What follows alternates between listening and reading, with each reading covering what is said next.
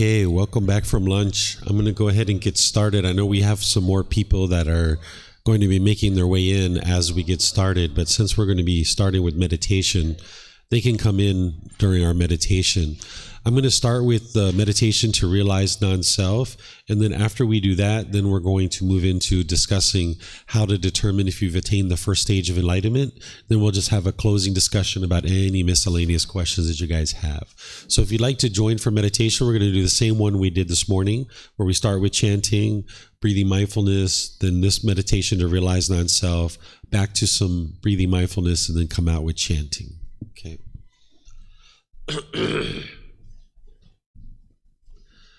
Arahang Samma Sambuddho Bhagava Buddhaṃ Bhagavantaṃ Abhivadayami Savakato Bhagavata Dhammo Dhammang Namasami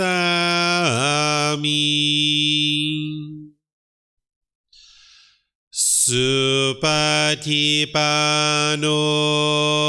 Bhagavato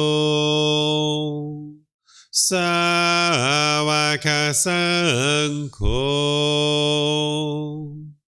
Sanghang Namami Namo Tassa Bhagavato Arahato Samma Sambuddhassa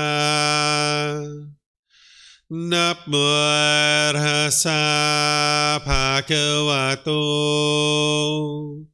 Arahato Samma Sambuddhassa Namo Tassa Bhagavato Arahato Samma Sambuddhassa Iti piso Bhagava Arahang Samma Sambuddho Vichacharanang Sambuddho Sakato Rokavitu Anuttaro Purisa Dhamma Sati Satatawa Manusanam Bhutto Bhagavati.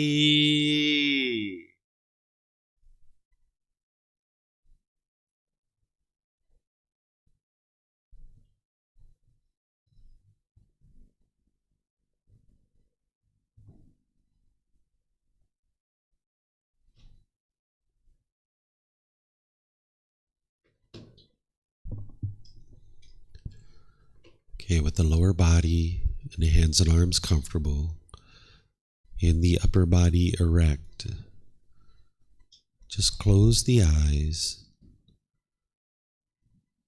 and do breathing mindfulness meditation. I've been guiding you guys in each session. Now you should be able to do it without guidance. Slowly start working in that direction. I'll come back with guidance on meditation to realize non-self. Breathe in through the nose and out through the nose, cutting off and letting go anytime the mind moves off the breath. Breathing in and out.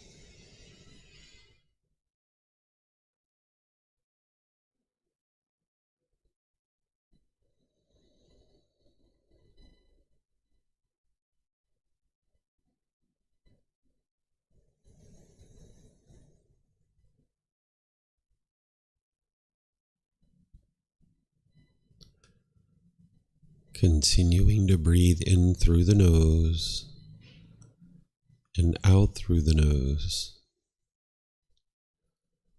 Repeat these affirmations in the mind.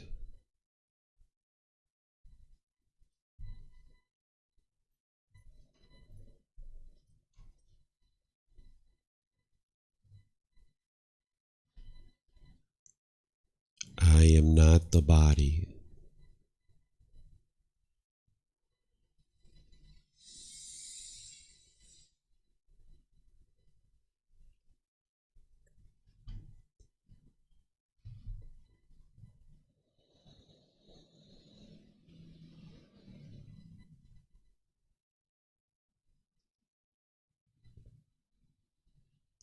I am not the body.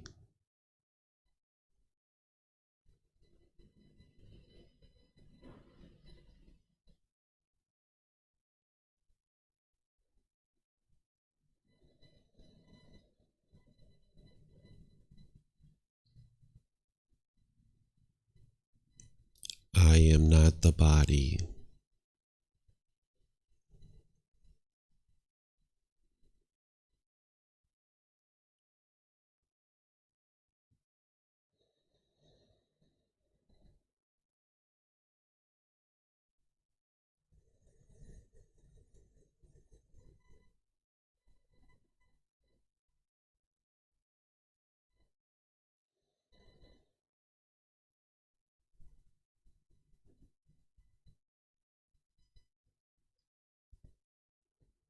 I am not the mind.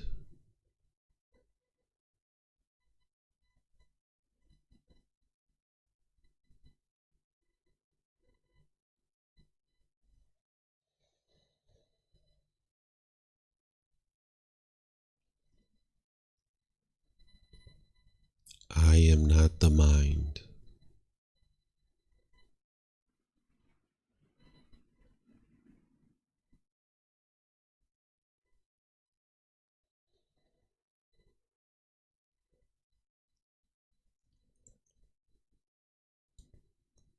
I am not the mind.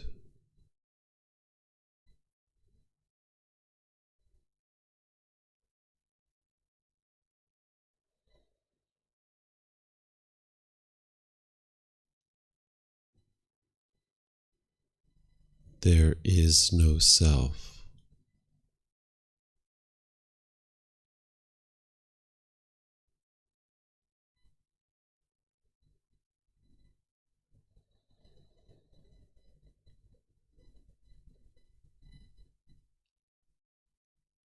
There is no self.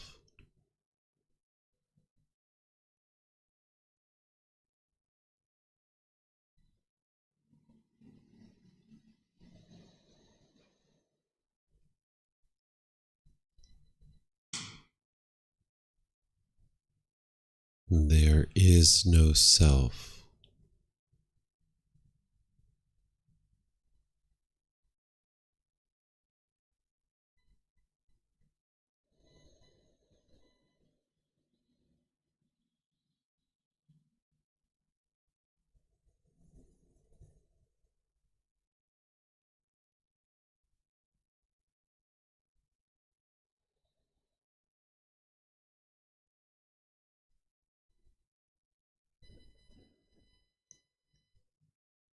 I do not exist.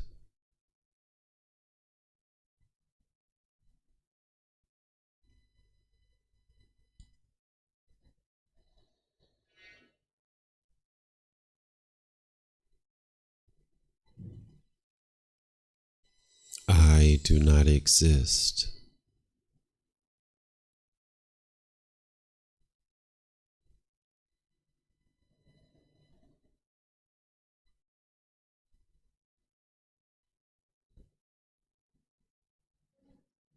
I do not exist.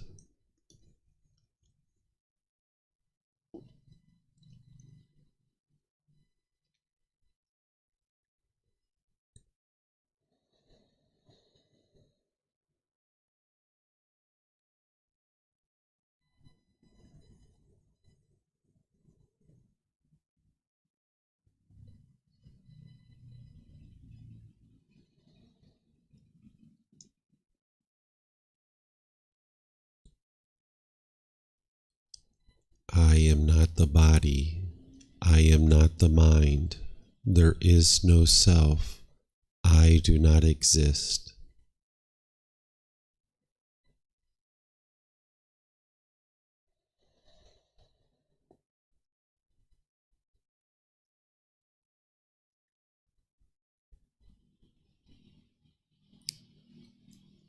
I am not the body. I am not the mind. There is no self. I do not exist.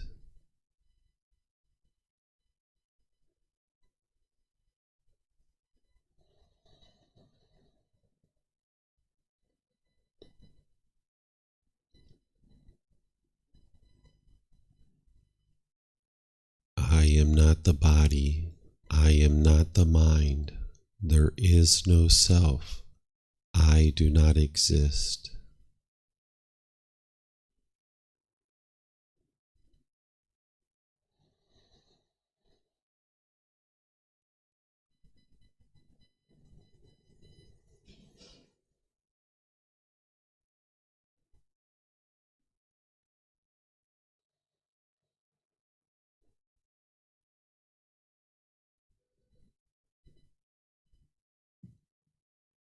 Now return back to breathing mindfulness meditation. Breathing in and out.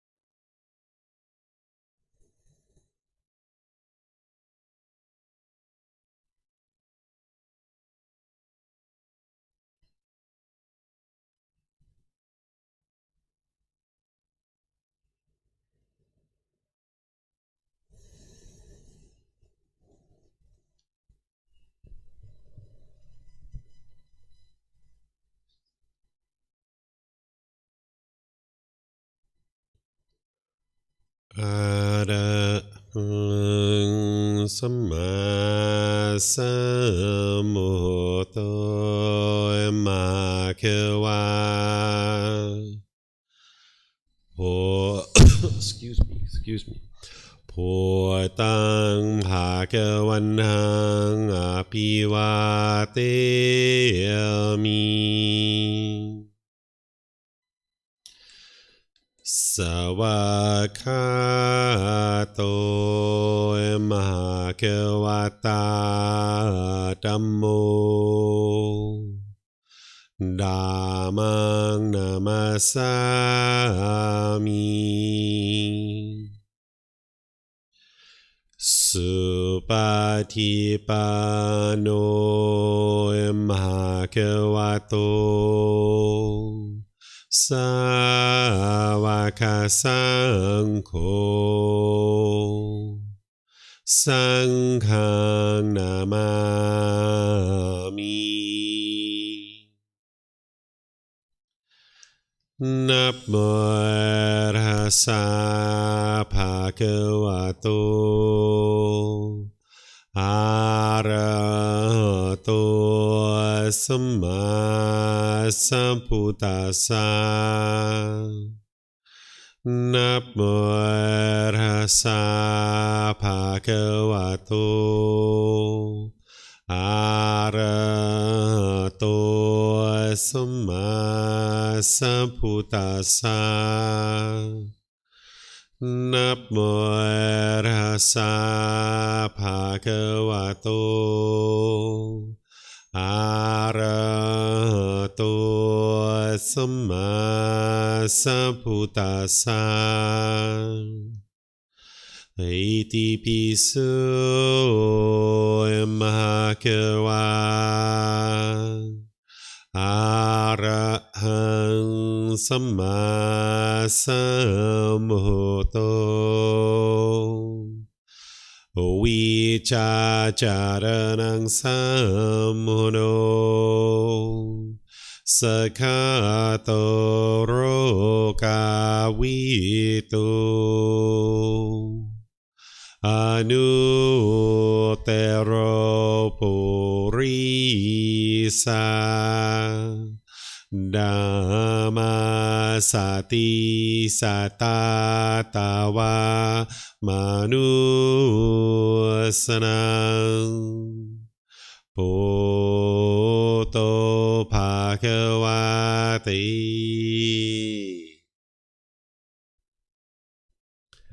Okay, if you'd like to make your way out of meditation, do you guys have any questions on this meditation to realize non-self? This is the second time we've done it, and just like I did with breathing mindfulness and loving kindness meditation, I'd like to open up to see if you guys have any questions on this. Yep.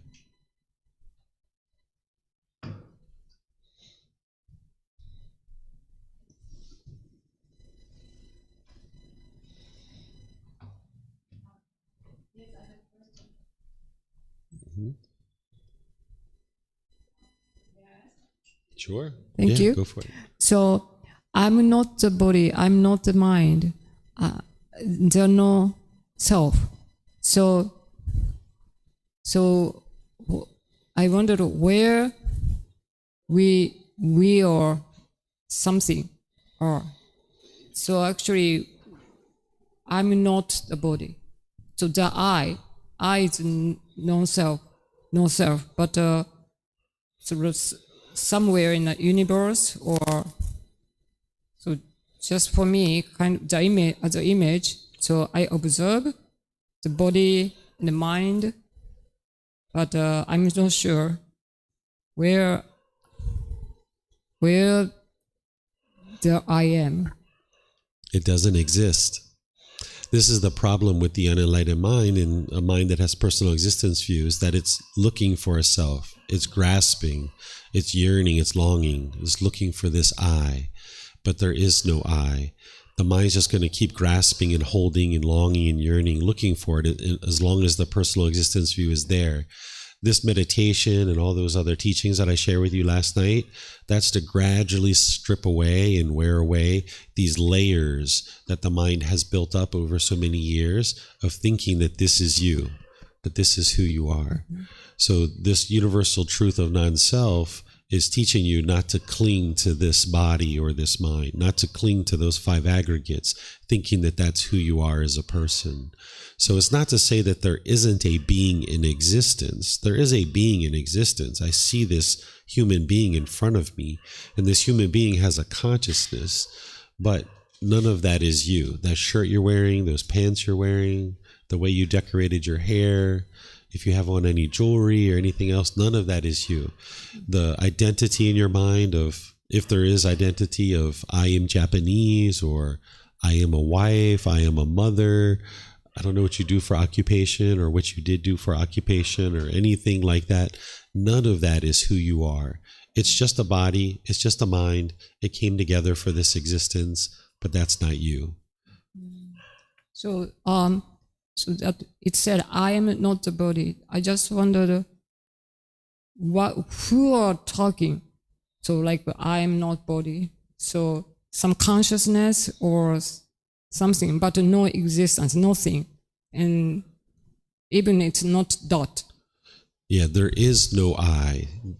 Basically, the way that we're taught in life is we're taught to go out into the world and be a somebody, right? And we carry around a certain amount of conceit and arrogance and pride and boastfulness because of that. We get a name at birth. We start assigning identity to that. We start identifying with that name at birth as we grow up. And we're taught to go out into the world and be a somebody, right? Mm-hmm. And this is a big burden to carry around on your shoulders. Some people are taught to go out into the world and change the world. This is a huge burden to carry around. What you would like to do is get to the point where you consider yourself a nobody while maintaining your confidence, right? That you're a nobody. If you look at human beings from an airplane and you look down, we look like a bunch of ants running around from place to place to place. If you've ever been in an airplane and looked down at nighttime when the cars are moving around, human beings are moving around, we look like a bunch of ants just moving from place to place to place. Go to the grocery store, bring food home. Go to work, come home. Go here, go there. Just like a bunch of ants running around doing different things. You would like to get to a point where you're not trying to go off into the world and I need to be a somebody and I need to change this world. No, you don't need to change the world. You need to understand the world, understand the natural laws of existence and how the world is constructed. Then you can navigate this world very easily. But as long as one goes out into the world thinking that this body or this mind is you, then you'll struggle because of clinging to the form and clinging to the consciousness and thinking that this is who you are. So if you can just think about it as you're a nobody, you're just like everybody else. You're just like a normal person on the that you encounter on the street, on the sidewalk. You're a nobody. You don't exist. There is no you. None of this is you. It's just this consciousness that is here is using the physical body to communicate, to make sounds. And now those sounds are coming into the ears of that body. And that ear is then, the mind is now understanding what those sounds are, and now it's making sense of whatever I'm saying. Like you're able to understand this language. So it's just two consciousnesses communicating with each other, and we're using the body in order to facilitate that communication. But none of that is you. None of that is me. It's just two consciousness talking to each other. Okay. Yeah, I think a little bit better understanding for me. So consciousness. Just something consciousness. It's just two minds interacting. And we're using the body to help us to do that. Like with my hands like this. This is nonverbal communication. But then we're using the tongue and the mouth and the lips to form some sounds. And that consciousness, that mind over there, has been taught to understand these sounds and what these sounds mean. And now they have some meaning to you, but it's the ears that's just bringing that in. This body, it's just physical structures, but none of this is you. None of this is me. It's just physical structures. So now when somebody says something like, oh, you look so beautiful in that white shirt, Junko, you look so beautiful. You're like, oh, okay. Maybe you say thank you. Maybe you smile, whatever you choose to do, but you don't get conditioned pleasant feelings because of it. But then when somebody says, oh, Junko, that white shirt is so ugly, why would you ever wear that white shirt? You're unaffected by it because you didn't allow the mind to get the conditioned pleasant feelings when they complimented you. You don't get the conditioned painful feelings when somebody says something degrading or disparaging. That's the real key. If you allow your mind to get the conditioned pleasant feelings, it's only a matter of time before you get the conditioned painful feelings.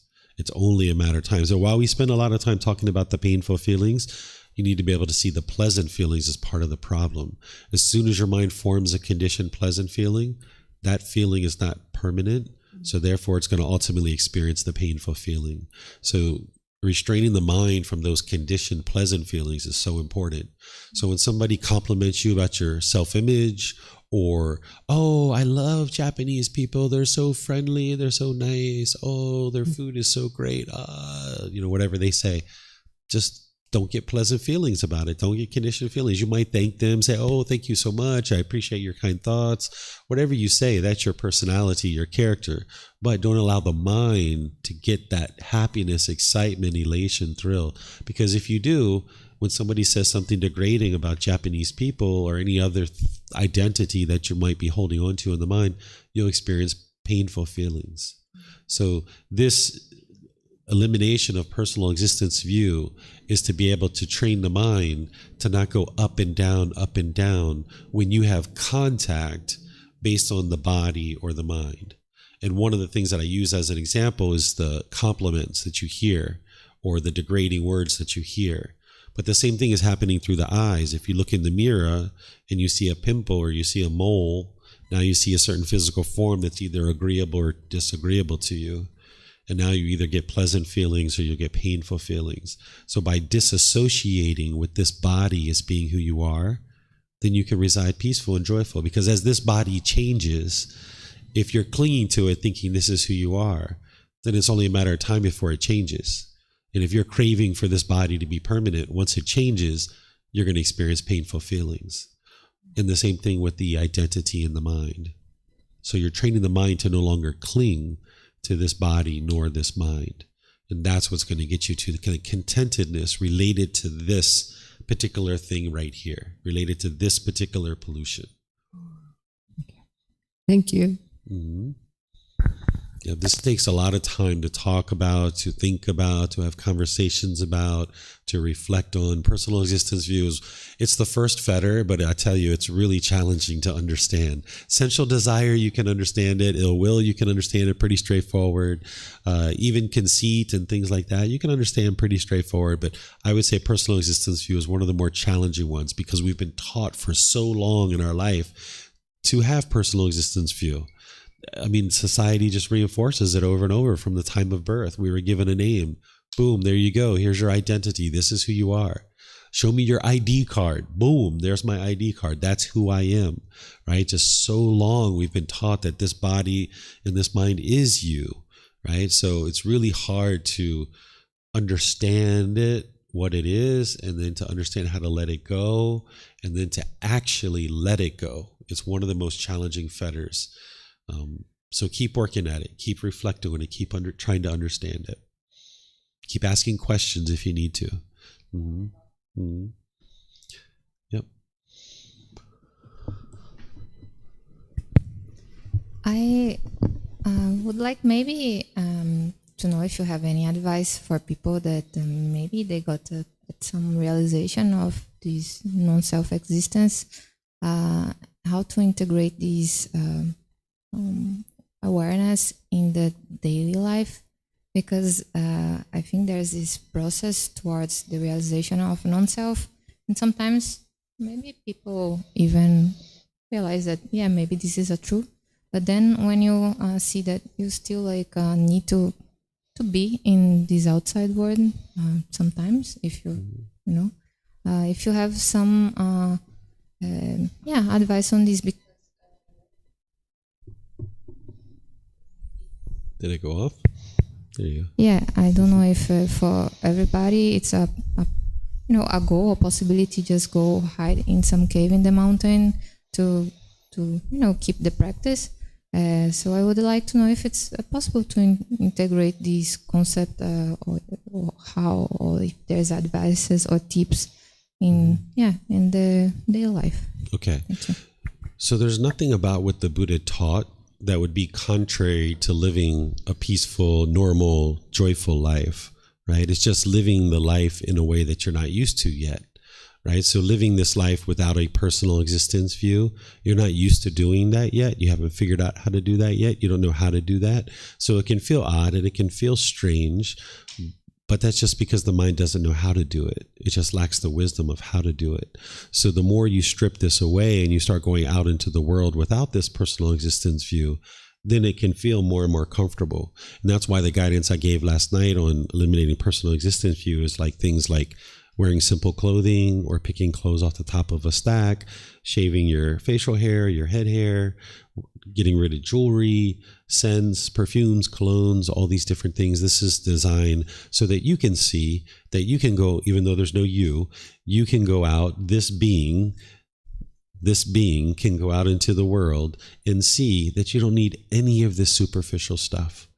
You don't need any of it. You don't need jewelry. You don't need makeup. You don't need to do your hair a certain way. You don't need to do all these things, right? And you can still go out in the world and be comfortable.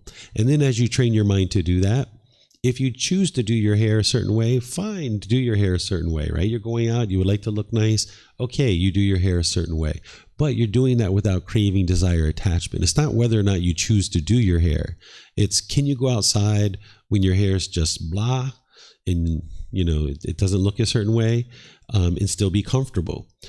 So it's not that you have to go out looking miserable and wearing old beat up clothes and looking horrible every time you go outside in the public. That's not what eliminating personal existence view is. It's training the mind that as you experience impermanence related to this body and related to this self-identity, that you can still reside comfortable. If you're doing this one particular job or not, you can still be peaceful and joyful because you don't have it as part of your identity. If people say something positive about Brazilian people or negative, you can still be content and joyful either way. It doesn't affect your mind. It doesn't go up and down. Your mind doesn't go up when people say something positive about Brazilians. Therefore, it's not going to come down when someone says something negative. You can just maintain your contentedness and smile either way. So there's all these different things that as you strip away these layers, you learn to go out into the world just being content and joyful regardless, and you don't see this as being who you are. But ultimately, if you go out in the world and you would like to put on a nice clothes or nice jewelry or do your hair a certain way, then do that. And you enjoy doing that. But you also need to be able to go out into the world without any of that stuff and be perfectly content doing that as well. And that's what will help you to realize this non-self and eliminate personal existence view. So all those different proactive ways of training are there to help you to wear away any kind of pollution of personal existence view. So would not necessarily, this realization not necessarily means that you need to not do anything or actually perform anything, because even if you go in some cage to meditate, you still will have a label of someone that's meditating on some cave. Mm-hmm. So like even if you go and you become some, I don't know, business person, you still have a label. So it's not about what you do, but how your mind, the state of your mind in whatever you do. Yes. See, a lot of times what the mind wants to do is it wants to see these types of teachings as black and white. Tell me, do I go outside with my hair done up or do I not? What am I supposed to do? Give me that rule, and then I'm just going to do it that way for the rest of my life. That's the mind craving permanence. Just give me a rule so that I can do this thing that's either black or white. What the Buddha is teaching you, and what I'm teaching you is there's no rules. What it is learning what's causing your mind to be discontent, and then using mindfulness to eliminate these pollutions out of your mind, using these tools and techniques to eliminate the pollutions out of your mind. And then as you see that the pollutions are eliminated out of your mind, you can just make wise decisions based on whatever it is you would like to do. So understanding what personal existence view is and knowing that you have this, you do all these different things in order to eradicate it and eliminate it, like I talked about last night. Then once you know it's eradicated, you'll see 6 months, a year, 2 years, 3 years, you'll see people are saying things about Brazilians, people are saying complimentary things about your appearance, and you might thank them and say you appreciate their kind words, but you don't get pleasant feelings. And then when someone says something negative or degrading, you don't get painful feelings. You'll be able to see that about your mind, and you'll know that you've eliminated personal existence view, because things that once bothered the mind and you got frustrated about, you no longer have that. And then if you would go out in the world and you would like to look a certain way, then do it. But you're doing it without craving by that point. You're just doing it because maybe it's fun and you would like to go out and look a certain way. You'd like to do your hair, you like to do your makeup, you like to do something, but that's a choice that you're making in that decision, not because you're trying to be perceived a certain way, but just because maybe it's fun and you enjoy it. That's part of being enlightened, is you're going to have fun and enjoy life. Right? But you would like to do these things without these pollutions, because say you put on that nice dress. I don't know if you wear dresses, but say you put on that nice dress, you put on the makeup, you put on your hair, you go out on a date, and the guy or the girl doesn't say anything to you whatsoever. They don't say you look beautiful. They don't say you look nice. They didn't even tell me how nice I look. I did all that work and they didn't even tell me. That's because the mind's craving to be appearing a certain way. And now this person didn't give you what you wanted, which was a compliment, and now you're frustrated. But that's with personal existence view. If you decide to do your hair a certain way, put on makeup, put on a dress, put on jewelry, just because that's what you enjoy doing, you can go out into the world, and if somebody says you look nice, okay, whatever. If they say you don't look nice, okay, whatever. Or if they say nothing at all and they don't even compliment you at all, you're not doing it for them. You're not doing it because you want something from them. You're not doing it because you want to hear something from them. You're just choosing to do it because you just enjoy doing it. You just enjoy going out. And you can enjoy going out looking with certain hair, certain makeup, certain dress, certain jewelry, and you can go out in just basic clothes and be completely content and peaceful doing that too. So that's what you're training the mind to be able to do. So this isn't a bunch of rules that you implement all these rules and then you check off all the boxes and now you got to enlightenment. You're training the mind to eradicate these pollutions. These are the techniques to be able to do it. And then after you eradicate those pollutions, then you'll just notice that you'll just make wise decisions just based on sometimes because you enjoy it. Why are you eating that chocolate cake? Sometimes people go out to lunch with me and they see there's this one restaurant I go to, I get a piece of carrot cake. And they say, David, why are you eating carrot cake? You don't have sensual desire anymore. Why would you eat carrot cake? I just enjoy it. It just tastes nice. But I've shown up to that restaurant before and they don't have carrot cake and I don't get angry. I don't get frustrated. I'm fine because that cake's impermanent. So sometimes I eat it and sometimes I don't. Sometimes I go to that restaurant and I order it. Sometimes I don't order it, right? So people think sometimes like, okay, if you're getting rid of sensual desires, then that means you never eat anything that tastes good. That's not true. You guys saw where we went to lunch today. That food's really good, right? But now if we went there and the restaurant was closed, because I've been there before and they've been closed, I thought they were going to be open. We show up and they're closed. Okay, no big deal. They're closed. Let's go somewhere else. You can maintain your contentedness. So it's not about eliminating all the joy out of your life. It's not about eliminating all the enjoyment. It's about eliminating all the causes and conditions that lead to discontentedness. And then when you eliminate all those causes and conditions that lead to discontentedness, then you can maintain your joy if the restaurant's open or if it's closed. You can maintain your joy if you go out into the world with jeans and ripped up shorts, and you can maintain your joy if you go out dressed up with beautiful hair, wonderful makeup, all kinds of glittery dresses and all kinds of other things, right? No matter what you do, you can go out in the world and be peaceful and joyful. You don't want anything from anybody. You don't want a compliment, but if one comes your way, okay, thank you. But that's not why you dressed up. So then if somebody says something negative, you're not upset by that either. You can just maintain your joy regardless. So it's not about a bunch of rules and black and white and always do it this way. It's about learning what's causing your mind to be discontent, eradicating those causes and conditions, and then be aware if you've actually eliminated those pollutions or not. And then ultimately there's certain decisions that you'll just make because you enjoy. You enjoy wearing a dress. You enjoy doing your hair nice. You enjoy, but you're not going to know that that's the case until you go without it for a period of time. Like if somebody's always putting on makeup or always doing their hair a certain way and they always go out like that, they don't know whether or not their mind's attached to it or not. There probably are if they're doing it so frequently. So now you're going to need to train the mind to go out without that stuff and observe the mind with your mindfulness. Can I be just as content going out with the makeup as without? Can I be just as content with my hair looking nice and when it's not? Can I be just as content wearing jewelry and not? And you like to do that multiple times and make sure that the mind is fully eradicated this. And then at that point, it's just like, all right, just do whatever you would like to do once you know your mind is liberated from this particular pollution. Anything else on the meditation to realize non-self? Okay, let me see if we have anything online.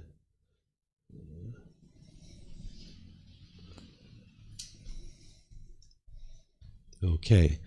All right. So I don't see any more questions. So I'm going to move on to talking about how to determine if you have attained the first stage of enlightenment. So everything in this retreat has been the teachings that you need in order to get to the first stage of enlightenment.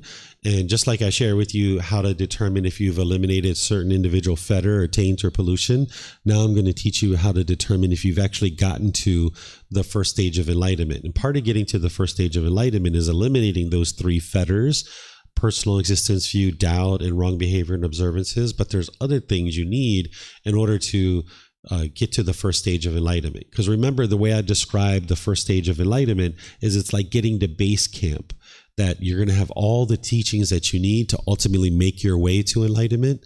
You're going to still need guidance. You're going to still need help, but you will have all the tools, all the techniques, all the wisdom constructed together that now you can make your way the rest of the journey to enlightenment. Just like when you get to the base camp of Mount Everest, you have the ability to get to the summit. You just haven't done it yet, but you've got all the equipment, you got all the wisdom, you got all the tools. So here, that's what you're going to see, where the Buddha teaches that to determine whether you've gotten to the first stage of enlightenment, you're going to need to have eliminated these three fetters. And I explained to you what those fetters are, the symptoms, the tools and techniques to eliminate them, and how to determine if you've actually eliminated them. I've taught you these three things. We did this one yesterday, and we did these two today.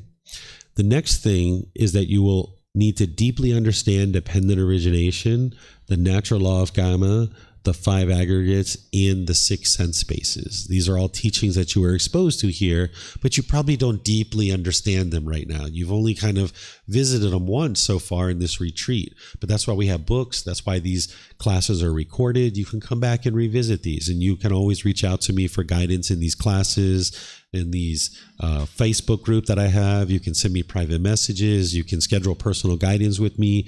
Any of these things that you're looking to gain more insight on, you have the resources to study on your own, but then you have the ability to reach out to me and get help, because this is your independent journey. So you're going to need to know these things: dependent origination, the natural law of karma, the five aggregates, and the six sense spaces. Then, when I was just sharing with you before lunch, accomplishment in view, you're going to need to have established accomplishment in view, which is all those different things that I talked about over that 30 or 45-minute period. Then there's something called accomplishment in generosity that is part of the talk that I normally do on what is merit. But if you guys remember, when we got to that point in the retreat, we had a little bit of time and I just did it in like 15 minutes and I brushed past it and moved on. So now what I'm going to do is I'm going to go back and I'm going to show you guys what accomplishment in generosity is, so that you guys can know what that is.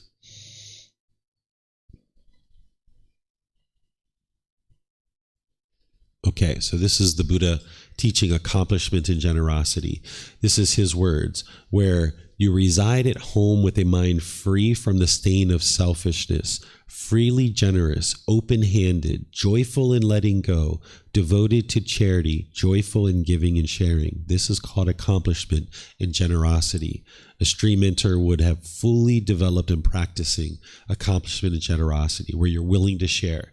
Like you guys went to lunch today. I saw a lot of you guys sharing your food, right? This is practicing generosity. I'm not saying that you've accomplished accomplishment in generosity, but you're at least starting to share and be generous. Maybe you're doing that even before this retreat. And you went to the orphanage and you shared there. And maybe when we went to the elephant sanctuary, maybe you guys were sharing the knives when we were cutting things up. Or maybe you were sharing some of the food that we gave to the elephants and different things. Maybe you've been helping each other, right? This is accomplishment and generosity, getting closer and closer to the point where you're willing to give and share. You're not selfish. You're not holding on. That you're living open-handedly. That's what the Buddha describes it here. Living open-handedly. And he also talks about the opposite. There it is. The stain of selfishness, right? That you have a mind that is free from the stain of selfishness. He talks about that as almost like a pollution, a stain of selfishness. Any kind of selfishness in the mind, it's a stain, it's a pollution. So to get to accomplishment and generosity, you need to be willing to give and share. But also remember, you're doing this from the middle way.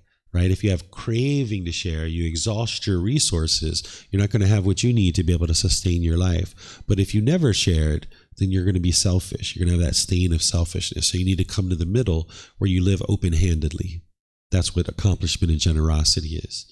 Do you guys have questions on this one? No? Okay. So let me go back to where we were.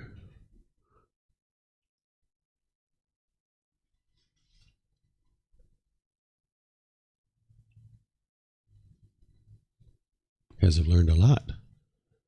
Where are we at? There we go. All right. Another way that you'll be able to determine that you've gotten to this first stage of enlightenment is your discontentedness will be significantly diminished. That whatever you were experiencing as discontentedness before getting onto this path to enlightenment, by the time you get to the first stage of enlightenment, it'll be a mere fraction of what you once experienced. You're still going to be experiencing discontentedness, but it'll just be a fraction of what you once experienced. So you'll find multiple situations where you once would have gotten angry or frustrated or agitated or annoyed or some other discontent feeling, shyness, jealousy, resentment, displeasure, grumpy mood, bad mood. You will see have multiple situations where you don't have that anymore. You still have discontentedness, but it's just a fraction of what you once used to experience. So you will see this significant reduction in discontentedness. You're still getting discontent, but there's a significant reduction of it. Then the Buddha talks about this, that you'll associate with wholesome persons. By the time you get to the first stage of enlightenment, you will deeply understand the natural law of karma, and you will know that if you're associating with unwholesome people, that your mind's going to tend to lean in that direction and can be influenced by that. So you will make wise choices about who to be friends with and who to associate with. Not in a judgmental way. You're never interested in judging others and looking down on them and pushing them away, but just making wise decisions, which is discernment. Because let's give you an example. Say that I was growing up as a child and I have this friend from I was 10 years old. I was always friends with this guy.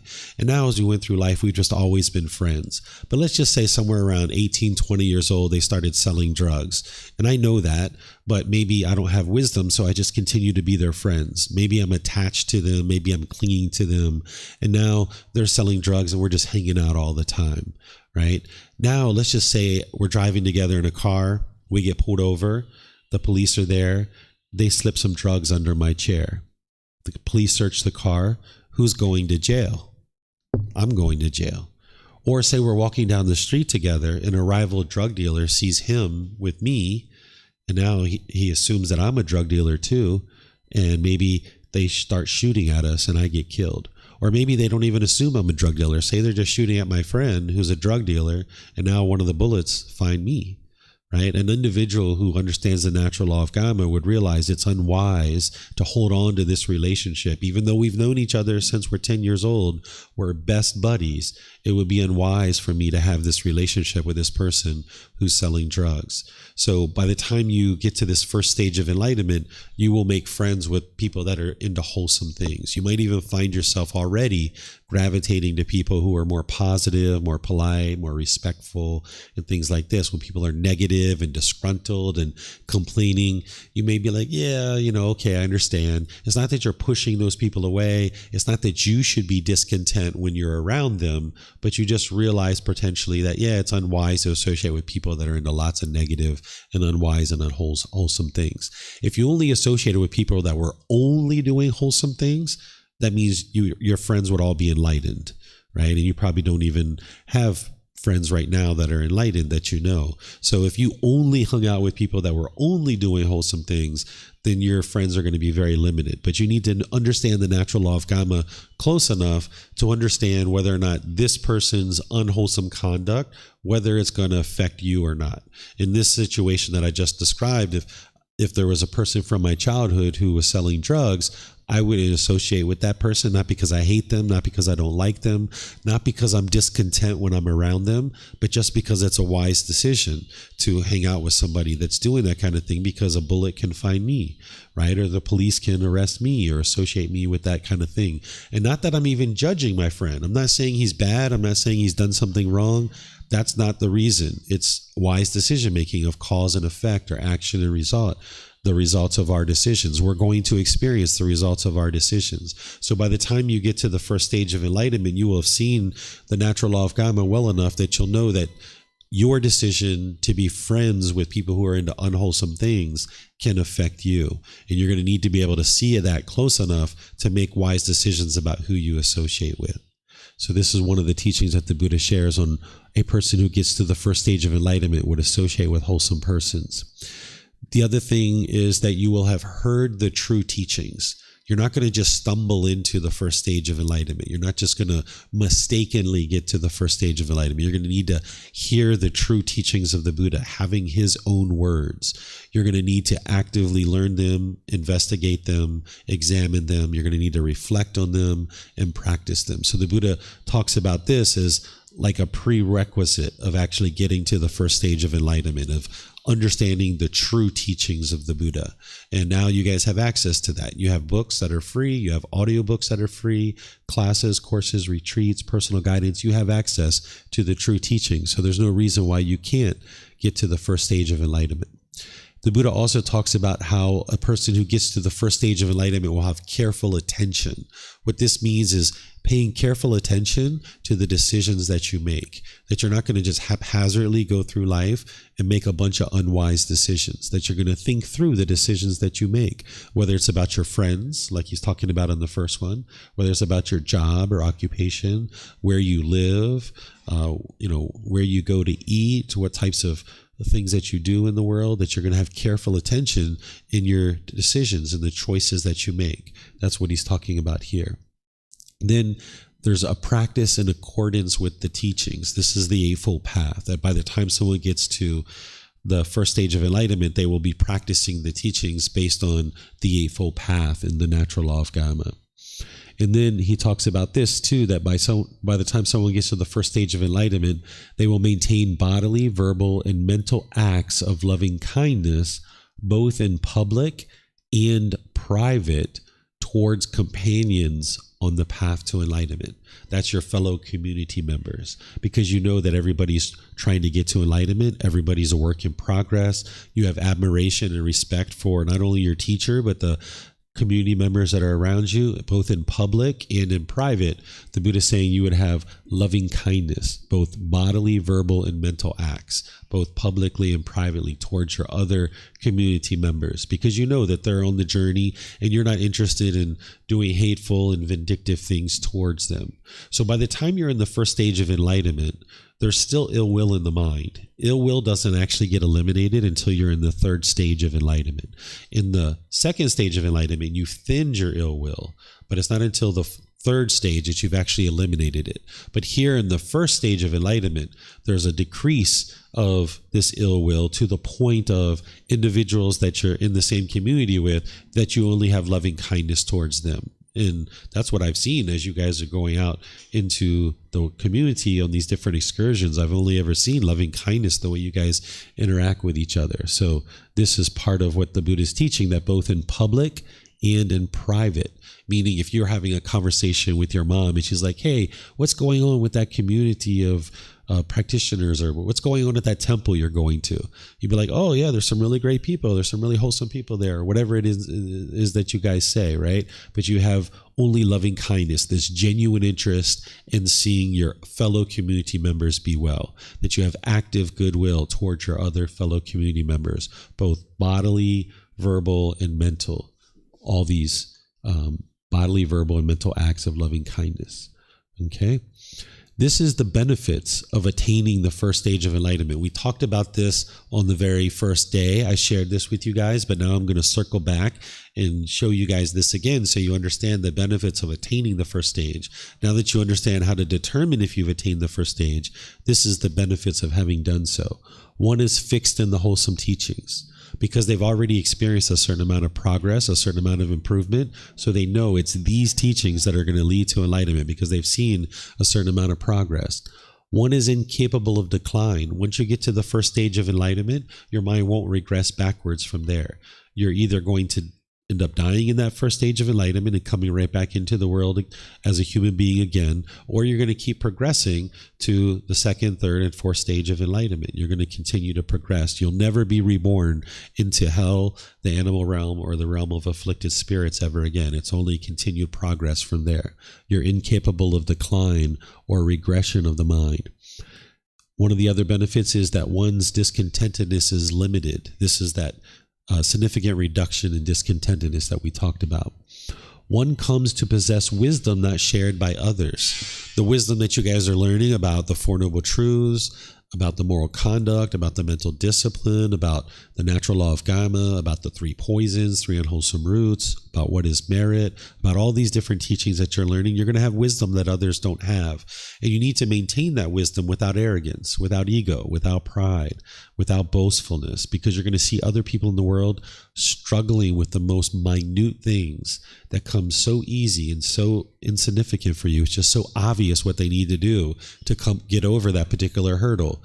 But to you, it's very obvious, but to them, they're really struggling with it. So this wisdom that you maintain and that you have, you need to be able to do that without arrogance and without pride and without boastfulness. So you're going to see people struggling in the world just because of the most insignificant thing that you might think is insignificant to them can be monumental and a huge significant challenge. So you're going to have certain wisdom about the world around you that others don't have. You will have clearly seen causation. This is the natural law of karma, that you will see clearly seen this cause and effect or action and result, and you're making more and more decisions that are wise, that are leading to wholesome results. And then one is clearly seen causally arisen objects. This is dependent origination, that you've clearly seen ignorance leads to volitional formations that are unwise. That then leads to consciousness. Consciousness is then going to find a name and form, which is the physical body. Then that's going to produce the six sense bases. The six sense bases are going to experience contact. Now this contact, there's going to be feelings that arise in the mind. Then there's going to be craving. Then there's going to be clinging. Then there's going to be existence. Then there's going to be birth, aging and death, sorrow, grief, pain, displeasure, and despair. This whole mass of discontentedness. This is the 12 interlinking steps. You will have clearly seen that, understanding these causally arisen objects in the mind and how this leads to your discontentedness and to your rebirth. So this is a benefit of having attained the first stage of enlightenment, because you'll understand the whole reason why you're experiencing discontentedness and rebirth. And now you can break up this. You can decouple this. You can destroy this constant rebirth. You can destroy the cycle of rebirth and all these causes and conditions that lead from one thing to the next. And then I added this one. All of these are from the Buddha. That's why I don't have a reference here, because I'm adding something here. I'm not adding something to his teachings. He's fully explained it, but I'm just here summarizing this, that because of all these things that he's saying, these six, you have everything you need to make your way to the fourth stage of enlightenment, to actually attain enlightenment. The Buddha is I'm sharing that as the Buddha has said all here in all these six, that I'm encapsulating that into this last one, that you will have everything you need to get to enlightenment by that point. You still need guidance, but by getting to the first stage of enlightenment, you will be a part of a community, you will have a teacher, you will have all the resources, you will have the true teachings, you'll have everything you need at your fingertips. That if you've gotten to the first stage of enlightenment, you didn't just stumble into it, you actively made your way to it. And now it's just a matter of continuing to stay determined, dedicated, and diligent, and you'll make your way to the actual enlightenment, either in this life or some future life. So any questions on the way to determine if you've attained enlightenment or the benefits of the first stage of enlightenment?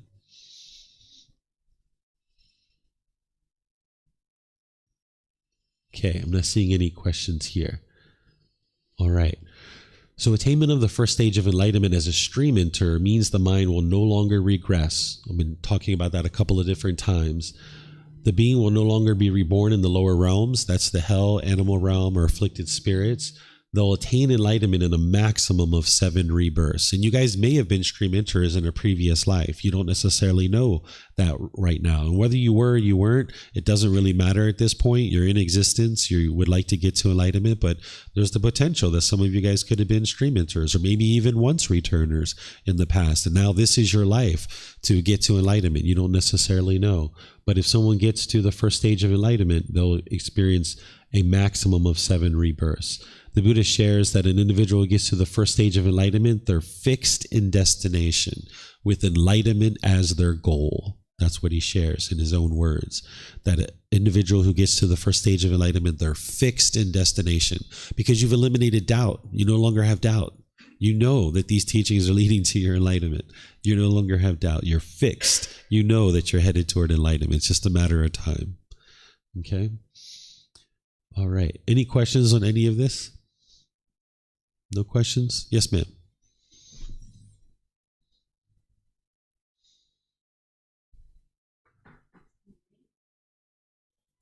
Oh, sorry. Excuse me. So they will attain enlightenment in a maximum of 7 rebirths. I wonder, so the number of 7, why 7? This is a number that the Buddha shares. This is one thing that I haven't been able to independently confirm 100%, but I have seen that I've had 2 previous human lives before this. This is my 3rd human life. And I know in that first human life, I got to the stream entry. I know in the second human life, I was a once returner. And then I know where I'm at today in this life. So from that standpoint, I've been able to confirm this. But the number 7, I didn't experience 7 human births to be able to know that. But everything else that the Buddha has ever said and shared led exactly where he said it did. So I have confidence that this number is accurate and correct. So even though I didn't experience 7 exact births to be able to confirm that, I experienced enough of the 2 births before this and this one to know that this is true. Thank you. So in Japan, so 7 number is considered a lucky number. I'm not sure other country. So maybe it comes from... No, the Buddha doesn't make decisions and he doesn't teach things based on that. He must have experienced it for himself and known with 100% certainty. He wouldn't share it just off the cuff or something like that. That a Buddha is only going to teach something that they directly know for themselves through their own direct experience. Like the Buddha didn't just slip in the cycle of rebirth and be like, I taught you all this stuff that leads to discontentedness and I taught you how to eliminate discontentedness, but let me just slip in this cycle of rebirth, or let me just slip in this 7 rebirths thing. He's very intentionally making decisions. He's only speaking the truth. He doesn't even lie as a joke. So you can be confident that anything he's teaching you, it is the truth. It's just that your mind may not have had the direct experience to determine that it's the truth. So that's why I share with you with this particular number. I haven't confirmed 7 because I didn't have 7 human births, but I had 2 previous in this one that I know that this number of 7, I didn't experience an 8th existence. So I know that this is actually true, but I haven't confirmed the number 7. Mm-hmm. Thank you so much. It's interesting. Thank you. Yeah. Corey? Hey, so I just have a question. I think it was like 1 slide back or 2 slides back about being in the company of wholesome people. Yep.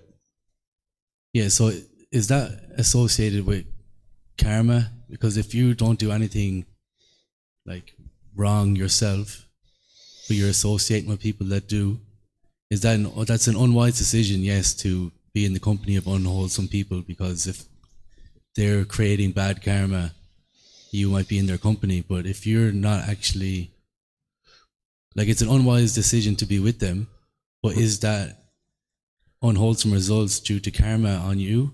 Yes, that's your unwise decision. So is that karma? Yes. Even though you actually haven't done anything, but it's just an unwise decision which brings you unwholesome karma. Yeah, any unwise decision is going to bring you unwholesome karma. So if I have a craving or a clinging to hang out with that friend from 10 years old, and now we're 25 or 30, and he's selling drugs, my craving is leading to an unwise decision that's producing unwholesome results, where the wise thing would be to just let go of this relationship. and just move on. So any of your decisions is going to lead to unwholesome karma. So it's my unwise decision to associate with people who are into unwholesome things. That's the decision I'm making that is leading to an unwholesome result. Yes, it's that person's decision to slip the drugs under my chair and I didn't do anything, but my unwise decision to associate with this person is what's bringing me the unwholesome karma. And you will have seen that, and that's why you will have chosen by this point to only associate with people who are into wholesome things. Yeah, 'cause I was kind of just thinking when it comes to karma, you kind of have to do something bad yourself to receive unwholesome karma, but an unwise decision can also bring. Yeah, I always talk about it as an unwise decision. I don't talk about it as like a good thing or a bad thing. Yeah. Let me give you another example that you guys I think can relate to. Like say that you have a immigration issue and you need to get a visa sorted out here in Thailand. And say you go to a lawyer and you go to this lawyer, and as you're talking to them, you hear them saying, oh yeah, we can get around the law by doing it this way, and we can do it this way, and we can get around the law by doing it this way, and I'll set you up this fake company over here, and then you just funnel some money through that, and we'll get you a visa that way. Well, as soon as you start hearing that kind of stuff, as someone who understands karma, you're going to know right away, it's unwise for me to go forward with this relationship. If this person's talking about all this back room kind of stuff, it's unwise for me to go forward. I wouldn't associate with someone who's into doing those kinds of things. And you'll say at some point, you might end the conversation and then move on to another lawyer and find someone who's going to get you that visa in a legitimate way that you need. Because if you build this life on a bunch of unwise decisions, next thing you know, you can be 3 years, 5 years into your stay here in Thailand, made this amazing business, you're so successful, you're making all this money, perhaps your wife and you, if you get married by that time, maybe you're having kids, who knows? And now all of a sudden everything comes crashing down because of these unwise decisions you made about your visa 5 years ago. This is your unwholesome karma, your old karma coming back to you. So if you're getting to this first stage of enlightenment, you would build a life off of nothing but wise decisions. That way it's a nice, stable, steady life, rather than making a bunch of decisions that are unwise, which is going to lead to unwholesome results. It's like building a house of cards. Do you know this analogy? Like building a house of cards. So if you're building this life, you would like to build a nice, wholesome, pure life, that your decisions are based on wise decision making and wholesome choices, so that then it can't come crashing down. If you make a bunch of unwise decisions, your life will come crashing down around you. And oftentimes we blame other people. But if you are associating with wholesome people, whether it's lawyers, accountants, your friends, other people like this, then you're only making wise decisions. So those wise decisions are going to produce wholesome results, that you've got lots of friends that are into wholesome things. And if you make the opposite choice, the unwise decision to associate with unwholesome individuals, then you're going to experience the results of that. That's your decision that's leading to that result. So I was just trying to get my head around karma just a little bit. Let's say if I decided to get on the scooter and go home, that's not an unwise or a wise decision. To do what with the scooter? To drive my scooter back to my accommodation. So I need to go home, so I'm going to drive my scooter home. Mm-hmm. It's not an unwise decision, and it's not a wise decision, but it's just a decision. Like, you wouldn't call that wise or unwise, would you? And let's say if I got into an accident on the way home. Yeah. Like, is that still karma? Because I still made a decision, mm-hmm. and then on the way home there was an accident. Yeah, everything you experience is your karma. It's a cause and effect, or action and result. Choosing to get onto a scooter and drive it home, for you have the proficiency, the ability to drive the scooter. I would advise you to wear a helmet, right? Because if you get in an accident, you have protection. If the police see you, you're following the law, you won't get a ticket. Right? So if you're wearing a helmet and you're driving a scooter, you're not causing harm to anybody. So no harm is coming to you. But if you make an unwise decision that you're looking at the phone, or you're looking at a beautiful girl that just walked by and you get in an accident, this is the unwise decision, because you're not having singleness of mind. So it's not only about the decision to ride the scooter, but it's about how you're riding it too. Right. So I don't know if you were all the way in the back of the van yesterday, but the driver of the van, I was talking to him and he was saying, oh, I drive a van because it's much safer. okay, that's a wise decision for him, and he likes driving a van. Maybe he doesn't feel confident to drive a motorcycle or a motor scooter.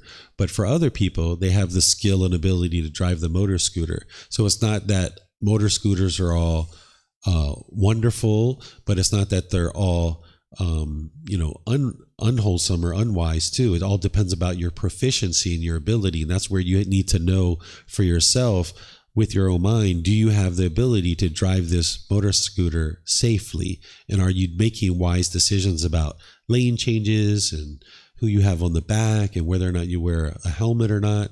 These are all decisions that are going to lead to some result, and you would like to make those decisions in the wisest way possible. So it's not just about if somebody rides a motor scooter that's wise or if somebody rides a motor scooter that's unwise. It comes down to the wisdom and the skills that that individual has. Yeah. Okay. Thank you. Okay. Other questions? Yep.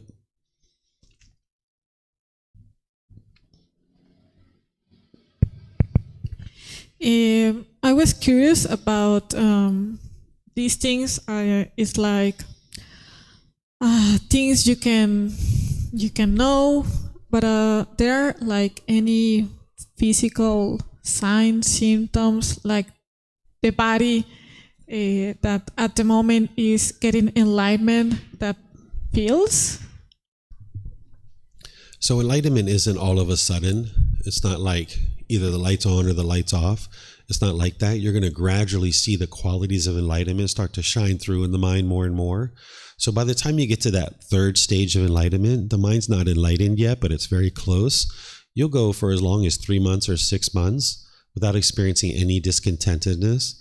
And then something will happen after about 3 or 6 months, and you'll get this little bit of ickiness, this little bit of discontentedness. It'll be very insignificant, and it'll be very short-lived, maybe even only 30 seconds. And you'll be able to immediately cut it off and let it go. And you'll immediately know what the craving is that created it. But you're still going to get a little bit of discontentedness about once every 3 to 6 months, because those qualities of enlightenment are going to start shining through more and more as you get closer to it, until eventually it's been 1 year, 2 years, 3 years, and you haven't seen any discontentedness, even the slightest ickiness. So it's not like you're going to experience some physical symptom and then boom, the next minute you're enlightened. It's not like, 1 minute ago you were unenlightened and now this minute you're enlightened. You're not going to be able to track it that closely.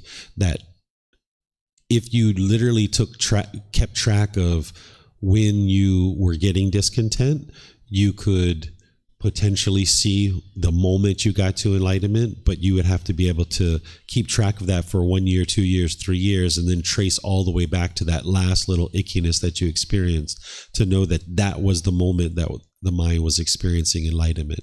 So these qualities are going to shine through more and more. As you're moving to enlightenment, there are certain physical symptoms that I talk about in chapter 3 of volume 1, where you'll start noticing certain things, but doesn't mean you're going to notice those things and the next day you're going to be enlightened or the next month you're going to be enlightened. But as you're cleaning up the mind and you're purifying the mind, there's certain changes that are happening to the brain. So you can notice certain physical and emotional symptoms that I document in volume 1, chapter 3. But it doesn't mean you're going to experience those, but there's the potential for those to be experienced. So for example, you can notice like a disruption in your sleep schedule. You can notice that your sleeping isn't as consistent as it once was. So it'll get shaken up for a while, but then it'll kind of stabilize after that. You can notice that you get headaches because as you're cleaning up the mind, the structures of the brain are changing, and now the headaches start to be experienced, and now the structures of the brain are changing. And once you get through those structural changes of the brain, and you're all the way past that, now you won't experience the headaches anymore. You can notice nausea. You can notice ringing in the ears. Some people have this, like a little ringing in the ears.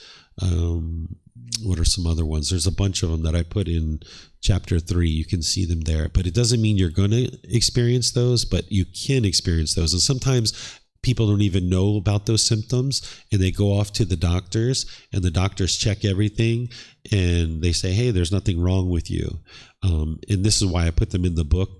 Sometimes when people read it, they get scared. They think like, oh, if I make my way to enlightenment, I'm going to experience all these symptoms. That's not why they're there. They're there to alert you that, hey, you may experience these symptoms and there's no medical reason why you're experiencing these symptoms. It's actually because the mind is becoming more awake. And then once you get over that hump and your mind is actually getting more awake, a lot of those symptoms dissipate and are eliminated. But even when you're enlightened, you're always going to have a little bit of a ringing in the ears. It comes and goes, but when it's really, really quiet, like particularly when you're meditating, you're going to have a little bit of ringing in your ears. And it even happens as you get close to the first stage of enlightenment, because the Buddha talks about this in his teachings, and you can experience this. I can explain to you what it is if you're interested. But when you're meditating, you might hear this ringing in the ears. When you're falling asleep, you might hear this. When it's really quiet, you hear this little bit of ringing in the ears sometimes. It's not a bad thing. It's just something that happens as part of making your way to enlightenment. And you'll see the other ones in there too. All right, no other questions? Okay. All right, so let me share this with you about continued support on the path to enlightenment. So if you guys would like continued support beyond this retreat, there's books, audiobooks, videos, podcasts, and quizzes, all available at our website. Everything's available for free. The way you get access to these is the books and audiobooks. These are in the free books section of our website. There's videos on YouTube. There's podcasts on our podcast. There's lots of different podcast distributors that distribute our podcast. The quizzes are linked at the end of each chapter of Volume 1. These quizzes are something that help you confirm your learning, so that as you're reading each chapter, you can just click on the link at the end of the chapter, and then it helps you to confirm your learning. So it gives you a score, and it emails you and shows you what questions you got right and wrong. I don't ever look at those. It's just for you and for your own personal development. And then that way you can feel confident at the end of each chapter that you've learned what you needed to learn. Then there's in-person and online classes, courses, and retreats. You're always welcome to come here and learn here. But if you're not able to come here, we live stream. So no matter what time zone you're in, usually at 9 a.m. is when I'm starting classes here. And then the regular classes that I do, I also live stream from home at 9 p.m. So no matter what time zone you're in, there should be a live class on Sunday, Wednesday, and Saturday. But even these retreats and these courses that I teach from here, I'm using Zoom and sometimes live streaming. The papers over there on the bulletin board will show you whether you're able to learn at the temple, whether you're able to come in by Zoom or YouTube or Facebook. It has it all documented over there on the bulletin board. So you can get access to all these classes, courses, and retreats through our website. You'll see them all there. Then there's these ongoing programs that are both in person and online.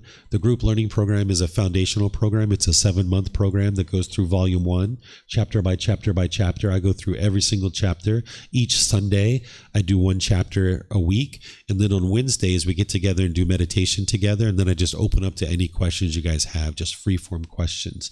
And I do that at 9 a.m. here at the temple, and I do it at 9 p.m. from home. So again, any time zone you're in, you should be able to get a live class. But then if you can't attend the live class, all these things are recorded, so you can just watch the recordings if you like. That's the group learning program. It's a 7-month program. It's actually getting ready to restart in March, and it walks you all the way through building up a nice foundation for the path to enlightenment. Then that program, some people like to go through it multiple times and read the book multiple times. And then there's a program called the Pali Canon and English Study Group. This is on Saturdays.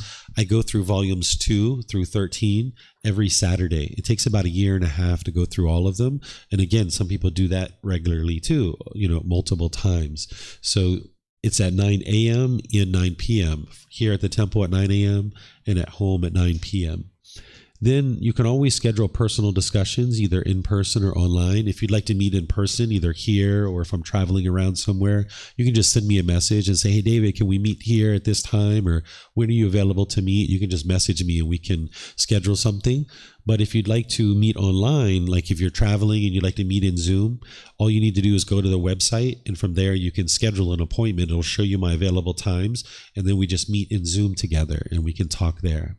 So there's personal discussions, because learning in class like this is one thing, but then talking about your individual situations, if you're having certain challenges in life, That's a whole nother level of learning, to apply something from the class to, to a specific challenge that you're having.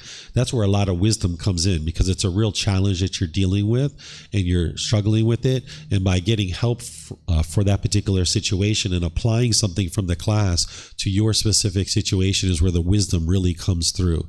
So don't hesitate about reaching out to me personally. There's no limit to the number of times that you can meet with me. So you can always schedule either in person or online. Then there's a Facebook group where there's over 16,000 people that are in there, and they ask questions. They post questions and then I answer them.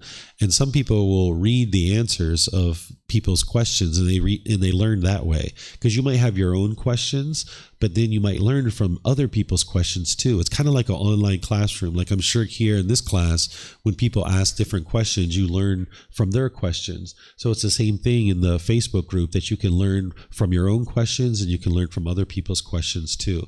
And I also live stream into the Facebook group. There's also posts that I post the chapters and the different words of the Buddha in there. So you can get into that Facebook group and learn that way as well. And all of this stuff is offered openly and freely to everyone. There's not a cost for anything. So even if I travel and I teach somewhere else, I always be sure that it's done in a way that it's open to the public, that there's no fee for me coming to teach. So even if I came to Mexico or Italy or France or Germany or some other place, I would make sure it's set up in a way that I can do it for free at no cost, and the people who are coming are also able to join at no cost as well. So any questions on continued support, continued learning and growth? Okay. Don't see anything online either. Okay. So here's the two programs, the group learning program and the Pali Canon English study group. That's the consistent ongoing programs. And then you have the various courses and retreats throughout the month and throughout the year. And everything is accessible from our website. Okay. So this is the last part of our retreat. This is where I just open up to any and all questions you guys have. You guys have been asking me different questions on the excursions or riding in the vans or walking down the street or different places. And in some cases, I've been sharing with you, hey, that's a great question for the closing discussion. Or I might have talked with you a little bit and then we got cut off in our conversation for one reason or another. Maybe we needed to leave and go somewhere and we didn't get to fully have that conversation.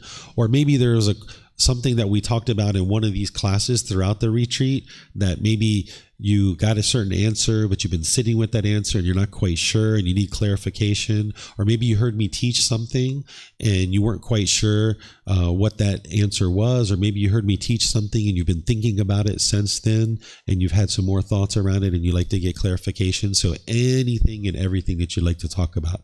If there are certain personal challenges that you're experiencing that you'd like to get help with, we can talk about that. So anything and everything, whether I taught it here in the class or just something you've been thinking about, you can ask any and all questions that you like. So the floor is yours. We've got lots of microphones. Anything you guys would like to talk about.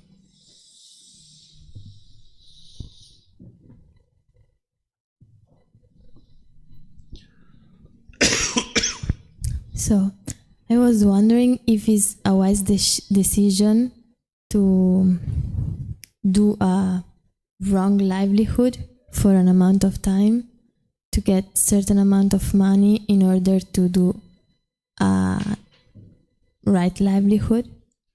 Okay, so let me show you all the way back here. I'm going to answer your question, but I'm going to show it to you in the words of the Buddha so it'll help you more.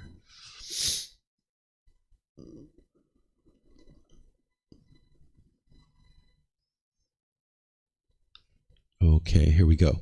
Okay, so when we're talking about right livelihood, this is how you choose to sustain your life in the world. It's part of the moral conduct section. So any harm that you cause, it's only going to come back to you. And what you would like to do is get to a point where you're making wise decisions, and that way you only experience wholesome results. So when you ask me, is it okay to do wrong livelihood? The choice is always yours of what you choose to do. What I would advise you to do is be sure you're not doing any of these 5. If you do any of these 5, you're causing harm to other beings, and that harm is going to come back to you. I wouldn't suggest doing any of these 5 just to make money. And then once you're looking at those and you've purified that then you would like to be sure you're not doing these: scheming, flattery, hinting, belittling, pursuing gain with gain. Now, when you're doing any of these, this is going to affect your contentedness and your ability to continue to do that livelihood long term and sustain your life. So if you're scheming, meaning corruption, your life is going to fall apart eventually when people find out about your corruption. If you're flattering your customers or your business partners, this is like insincere comments just to get them to purchase things from you. This is not going to help you to be successful in your life with your livelihood. If you're hinting, meaning you're unclear with things, right? You're just not clear in the way that you conduct your livelihood. This is not going to be helpful. If you're belittling your clientele, your customers, your competition, your business partners, that's not going to help you. I think what you're really cluing in on is you're saying, hey, if I just do this job for money, which is pursuing gain with gain, is it okay to do something like that just to help me get to my next livelihood? Well, that's probably where a lot of people are right now, that whatever they're doing in terms of their livelihood, they may not really truly enjoy what they're doing 100%. It's not going to be their final livelihood that they're going to be doing long term, but they're just doing it because this is where they are in their life and they're just making money from it.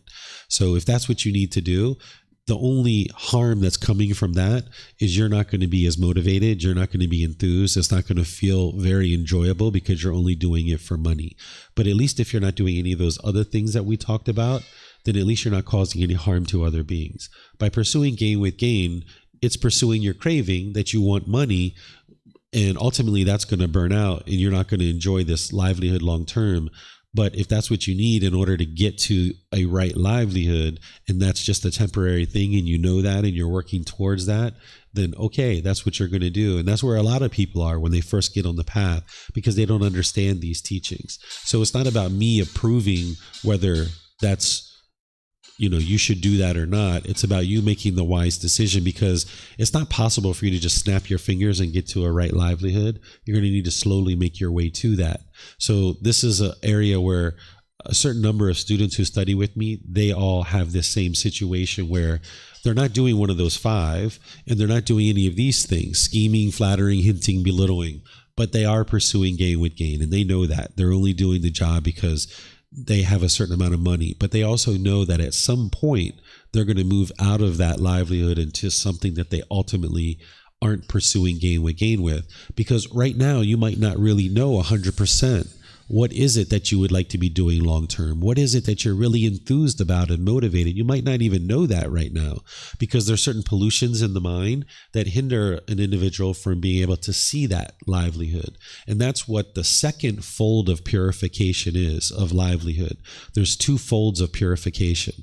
This here and this one back here, this is the first fold of purification for your livelihood, is that if you're not practicing one of these 5 trades, and you're not doing any of these, this is the first fold. But then there's a second fold where the Buddha teaches about how to select a livelihood that doesn't involve any of the pollutions of your mind, like personal existence view, central desire, conceit, and things like this. So if that's where you're at right now, that you're practicing all of these except you're pursuing gain with gain, you'll be okay. That you'll be not as motivated necessarily, but it's helping you to get to the ultimate result of what it is that you would like to do.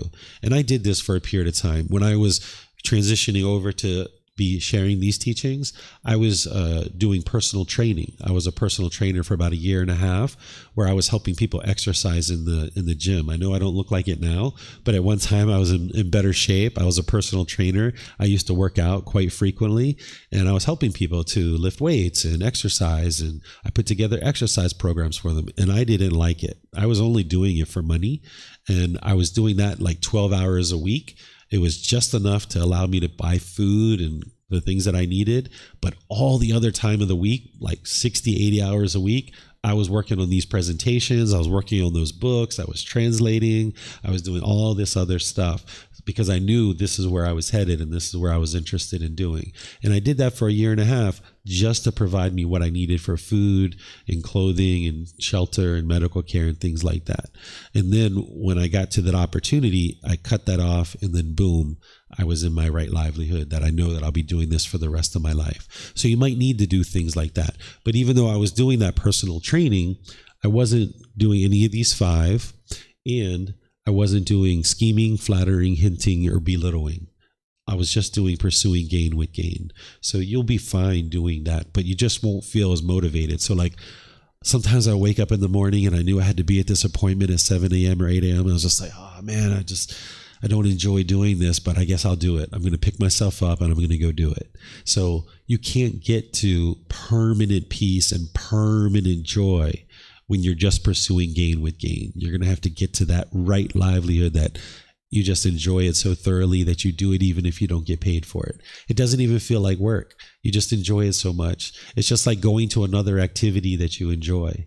You enjoy being at home and resting and relaxing, hanging out with your friends, but you also enjoy going to do this activity that's called work by most people, but it doesn't even feel like work for you. You just thoroughly enjoy it. So you'd be fine in that situation. Okay, is that what you were looking for? Yeah, okay. Is that what you were talking about too, Corey? Okay. There's still unwholesome karma coming from that, but the unwholesome karma that you're experiencing is that you're not enthused, you're not motivated. You're going to need to drag yourself to work potentially each day. That's the unwholesome karma, but that's minimal compared to if you were selling substances that cause heedlessness. That's where you would like to get out of these 5. And that should be pretty straightforward. That should be pretty easy for you, that you're not doing one of these 5. That's going to cause massive unwholesome results. Same thing if like you were scheming or you were belittling. That's going to cause massive unwholesome karma for you. But if you're just pursuing gain with gain a little bit, that's just karma that you're going to have to deal with. It's not causing harm to anyone else. And then also, when you decide to leave that other job, whatever it is, you're leaving your job and now moving to your right livelihood, you're going to need to do that gradually to be sure the people that you are servicing are well taken care of. So like when I moved away from personal training, I made sure the people that I was servicing were well taken care of, that I wasn't just leaving them in the lurch, because they had helped me for a year and a half with that money to be able to sustain my life. And I was interested to make sure they were taken care of before I moved on. So that's ensuring that you're not burning any bridges, because whatever you're doing as a livelihood to acquire that money, you're not interested in burning that bridge. So when you do decide to move on, be sure you do it in a way that's gradual and slow, because other people's minds might be clinging and holding on to your boss, your coworkers, your customers. So you would like to do it gradually so their mind gets a chance to let go and your mind gets a chance to move on and let go as well. And you honor and respect the fact that they helped you to this point in time to acquire this money to now go do what you really are truly interested in doing for the rest of your life. Yeah, so you're kind of practicing love and kindness. Exactly. As loving you're kindness and transitioning. compassion. Exactly. Mm-hmm. And if you don't have craving to get to that next job, you should be able to do it gradually. Whereas if you've ever had craving to move from one job to the next, you might have cut off one and just bolted to the other one and could care less what happened behind you. This is where I talk about plowing through the forest, knocking down the trees, burning up the forest, that we don't care about how our decisions affect other people. We're just out for our own selfish desires, our own cravings. I just want to hurry up and get to that other job. I don't care about my boss. I don't care about my coworkers. I don't care about the customers. It's all about me and getting to this next job. Where now you would like to change that. You would like to be like, you know what? I know that those beings are going to struggle with impermanence when I leave, because they have clinging, they have attachment, they have craving. So let me do this gradually as a way of showing loving kindness and compassion and respect for what they've allowed me to do, which was acquire this money. So now let me do this slowly and gradually and make this transition very easy for everybody. And then that's a way to move to your next livelihood and feel secure and confident that you haven't caused any unwholesome karma. Yeah, thank you. Yeah, so let me add to this. This is not part of the question that you asked. As I've shared with you guys before, the teachings of the Buddha are not only teaching you how to get to a peaceful and joyful mind, but it's also teaching you how to interact with other beings who are unenlightened.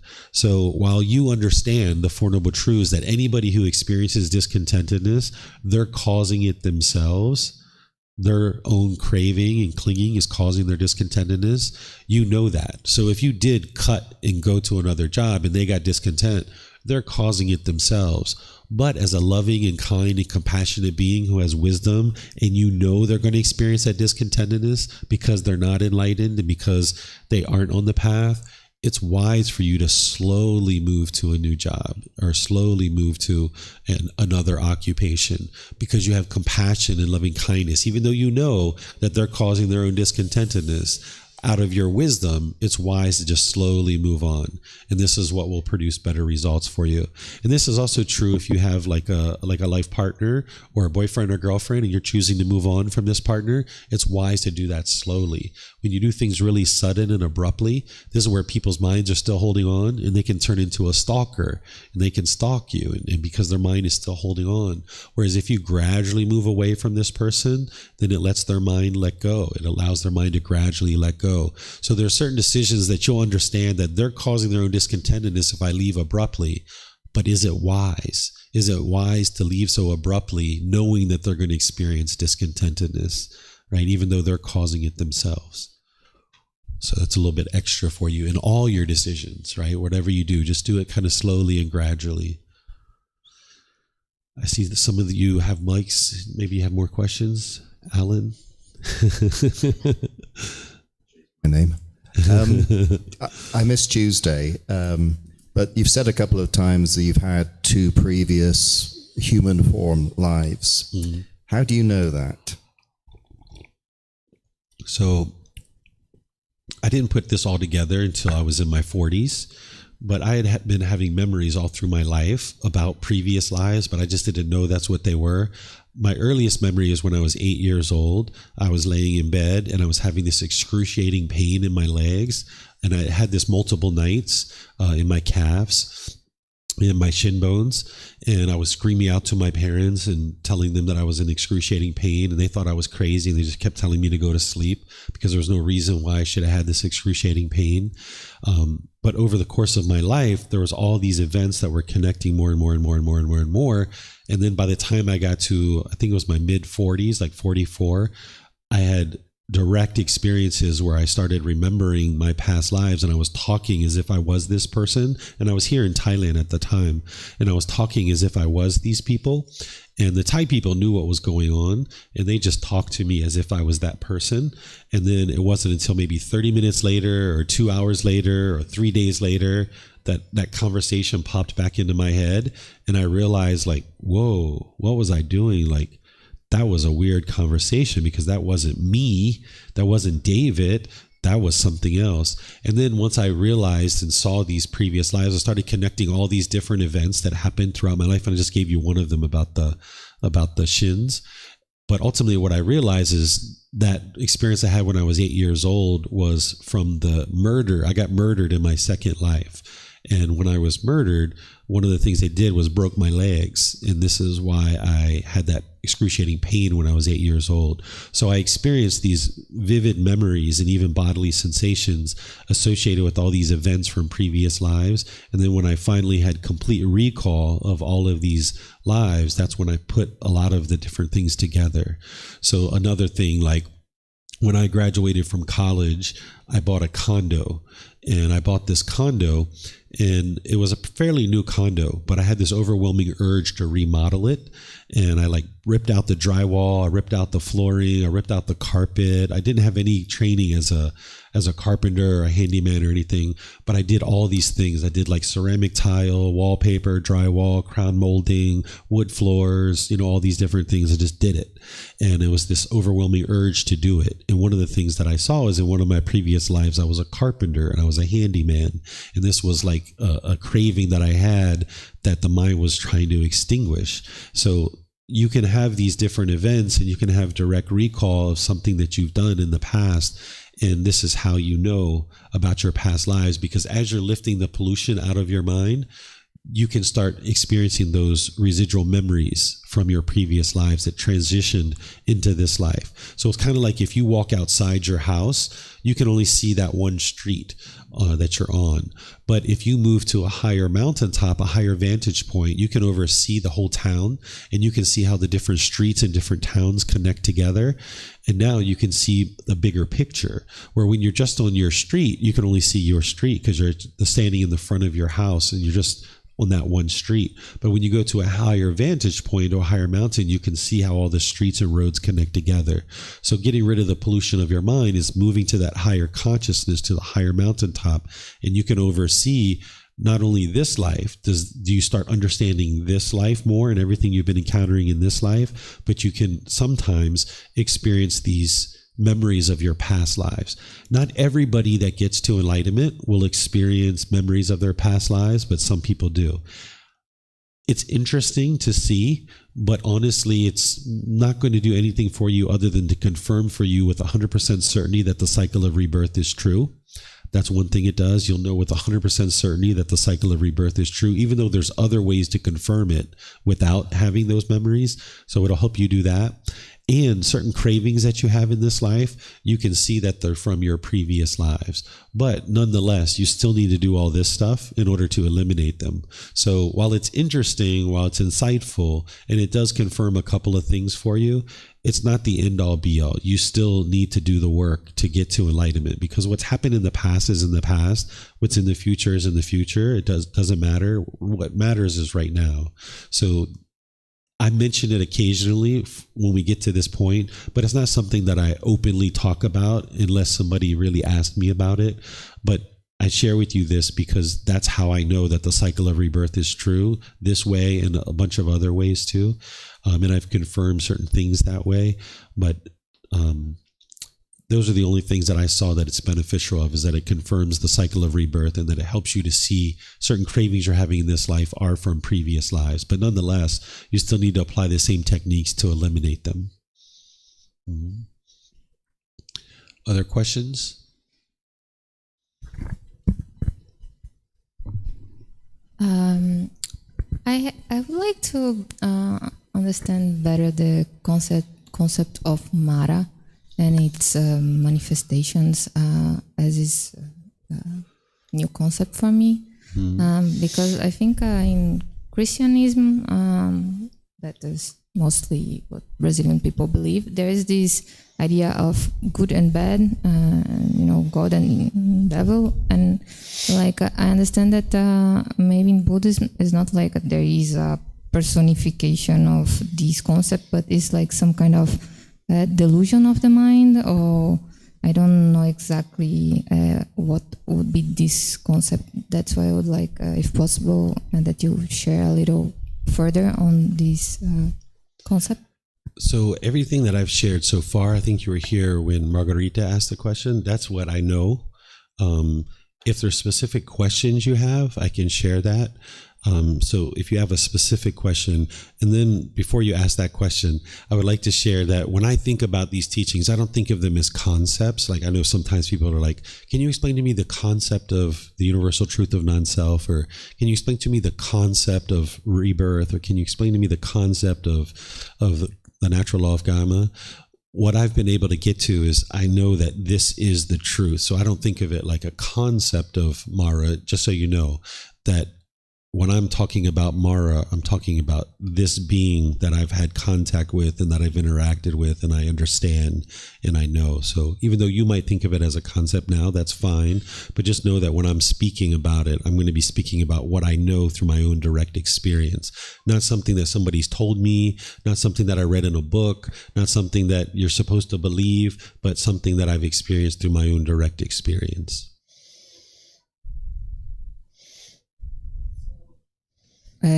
Mara can take a form of a being, like with the five, because we were talking about the five aggregates that makes a being a being. That's right. I got the Yeah, so Mara is a formless being. They don't have physical form. So the Buddha describes a living being as a being with the 5 aggregates. The 5 aggregates are form, feeling, perception, volitional formations, and consciousness. And the reason why these are called living beings is because you can kill them, right? Because that's how the 5 aggregates are taught, is that it helps you to practice the first precept so that you don't kill a living being. You can't kill a formless being. You can't kill a hell being, an afflicted spirit, a heavenly being, because they're formless. They don't have physical form. So Mara is a formless being, and you can't kill Mara. But this being is in existence, and you may have contact with Mara at some point, or you may have already had contact with Mara, or you may never have contact with Mara. But it is a being that exists, but it doesn't have the 5 aggregates. So when we talk about a living being, it has to have all 5 aggregates, because that's what applies to the first precept.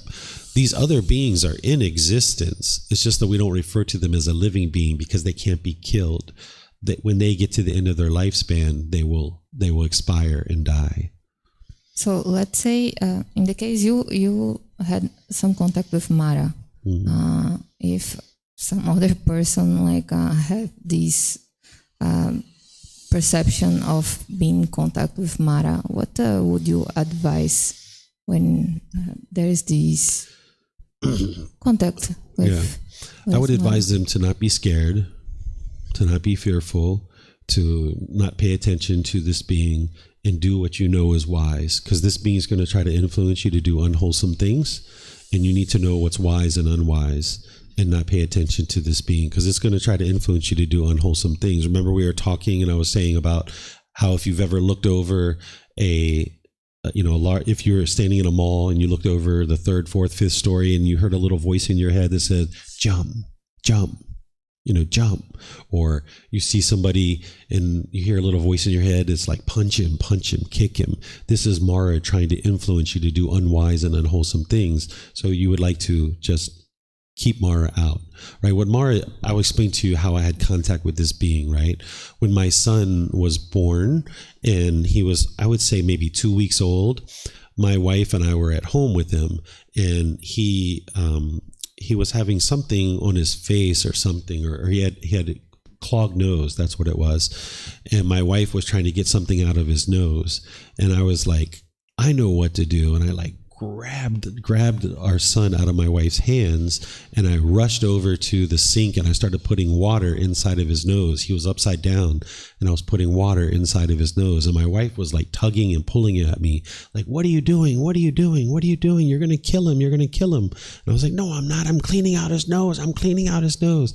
So my mind was like almost overtaken by this being. It was me doing it, but I didn't have awareness almost that I was doing it, because after we got him, he started foaming at the mouth, and I put him upside down, and I was hitting him on the back, and water was coming out of his mouth. And I told my wife to call 911, because after I realized what happened, I kind of snapped out of it, and then I started to administer care to him to try to get the water out of his lungs.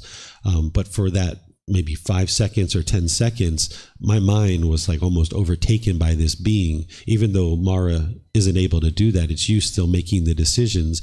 But at that time, I had very little sleep because I was up for a lot, taking care of him. He was an infant, and my mind wasn't quite there. So I was easily influenced by this being. And this is the contact that I had with Mara in that particular situation. And after it was all over, I was really shaken up by it. And then ultimately realizing what it was, now the advice I would give to somebody is don't pay attention to this kind of thing. Don't allow the mind to become obsessed by that. Don't have fear about that, but know what's wise and unwise. Because if my mind was more calm, if I was making wise decisions to get sleep, if my mind wasn't so polluted, I wouldn't have been able to be influenced by Mara. Like right now, if Mara came and tried to do that, there's no way Mara is going to be able to convince me to do something like that, because I have enough wisdom and my mind isn't polluted to be able to do that kind of thing. But at that time, my mind was heavily polluted at that particular time. I wasn't practicing these teachings the way that I do now. So I was able to be easily influenced, but now I can't be influenced by that. So Mara doesn't even come around. But at that time, I was into a certain amount of darkness. So Mara was able to easily influence me. So if you're influenced by this being at all, just know what's wise and unwise. Don't be fearful. If you're learning and practicing these teachings, by the time you get to the jhanas, Mara is not going to be able to influence you. So you don't have to be scared of that. And in the case of your wife seeing like that situation, like what do you recommend also like for your wife that was there seeing that maybe she was in a situation that she had more awareness to say, hey, stop with this.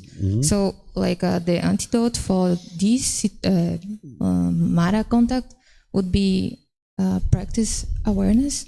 Yeah, if your mind isn't polluted, Mara is not going to be able to affect you. So my wife's mind was much more stable and not as polluted as mine. She still had pollutions in her mind at that time, but not the way my mind was heavy polluted. I was into a lot of unwise and unwholesome things at that time. So that's why I was able to be easily influenced, but her mind wasn't in the same degree as mine. So that's why she had a certain level of awareness that I didn't have at that time. And that was very helpful for us, because otherwise I'd be in jail for murder, right? And I would have never murdered my son. I had no interest to murder my son whatsoever, but that's essentially what I was doing. And looking back on it, I just can't fathom that I actually did that. It's so unfathomable. Of course, putting water into the nose of a child is going to hurt it, right? But in that moment where I was lacking sleep, my mind was polluted and everything was going on, and we had so many things that were happening around that time, Mara was easily able to come in and influence me. So if you are in a context that like you... I'm sorry, I'm having trouble hearing you with the tools outside. So antidote to this kind of, to be in contact with Mara would be like have a healthy life, like be like in a context of balanced relationships, balanced everything possible, so you have more awareness all the time to see when something that is clearly like not wise, to refrain these things to happen. The antidote is the same antidote that you need in order to get to enlightenment. The number one problem in the unenlightened mind is what? What's the number one problem? Ignorance. Ignorance. And what's the antidote to that?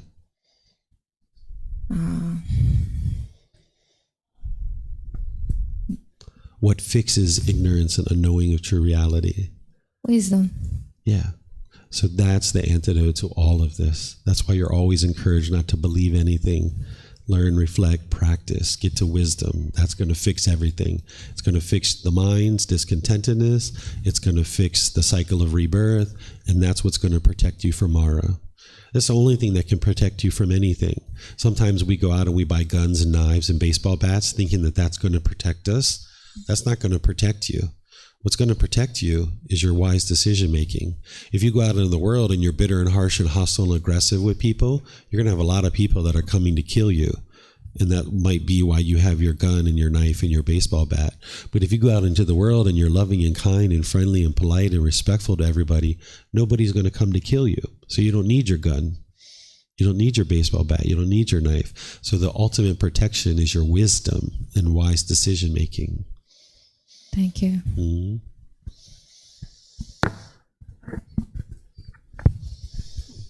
Yeah, so I've got one question about when you said the body is kind of made up of the four elements, like wind, fire, earth, whatever, the other one.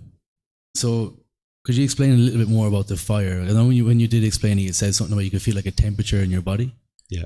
Like my body does be hot, like for no reason, you know, and like just could never really understand it, why.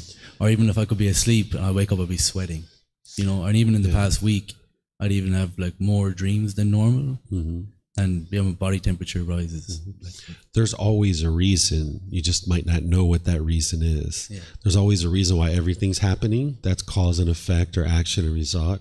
You just might not know what that reason is. So the four elements, specifically the fire one that you're asking about, this one is associated with your body temperature and often associated with digestion as well. This is just a way that they describe the body in sickness in the body. They describe health and sickness in traditional medicine, dating all the way back to the lifetime of the Buddha, based on these 4 elements. So the earth element is the solids of the body, like the teeth, the hair, the fingernails, the bones, things like this. The fire is the digestion and the temperature of the body. Then the water element is the fluids of the body, like the blood, the saliva, the pus, the urine, the tears, sweat, things like this. And then the wind element is the movement of things in the body. So like the movement of the feces through the intestines, out the rectum, the movement of the blood and things like this. So they would diagnose the body as being healthy or unhealthy through these 4 elements. So if you were sick, they can diagnose your body based on maybe you have an excess of earth element, maybe you have an excess of fire element, maybe you have a depletion of wind or of water. Usually if you have a high fire element, usually you have a low wind water element. So do you get thirsty frequently? I suppose I do drink a fair bit of water, but yeah, I suppose I do. Usually when people have a high fire element, they have a low water element, or they need to drink a lot of fluids because of that high fire element. And then there's a wind element of the movement in the body. So a traditional medicine doctor would be able to explain this to you in much deeper than I would. And I used to dabble in this area, so I know a little bit about it, but I don't know it in the way that I used to, in the ins and outs. I let go of all of that. And now I focus on the teachings of the Buddha. So I know just enough about it to know what the Buddha was talking about. And also I know just enough about it to know that that's not how we explain the body anymore. We explain it in terms of cells and molecules and bones and skin. And we have much more detailed ways of explaining the body than they had during the lifetime of the Buddha. So when I see the Buddha talking about the 4 great elements, I know that he's talking about the physical body. And that's really all you really need to know on that in terms of getting to enlightenment. But if you have interest to learn about those 4 elements and the medical aspect of them, I would suggest that you talk with a traditional Thai medicine doctor. And if you'd like to talk to my wife, she is in that field. She's been doing it since she's 9 years old. She could talk to you and explain it much deeper than I'd be able to. And I can connect you guys together if you like. Just send me a message and I'll send you her contact information, or you can come out to the house, or you can meet her for a smoothie or dinner or whatever you'd like to do, and she'll talk all that stuff with you. Yeah, I'd be interested in that. Thank you. Yeah, she'll help you with all of that. Mm-hmm.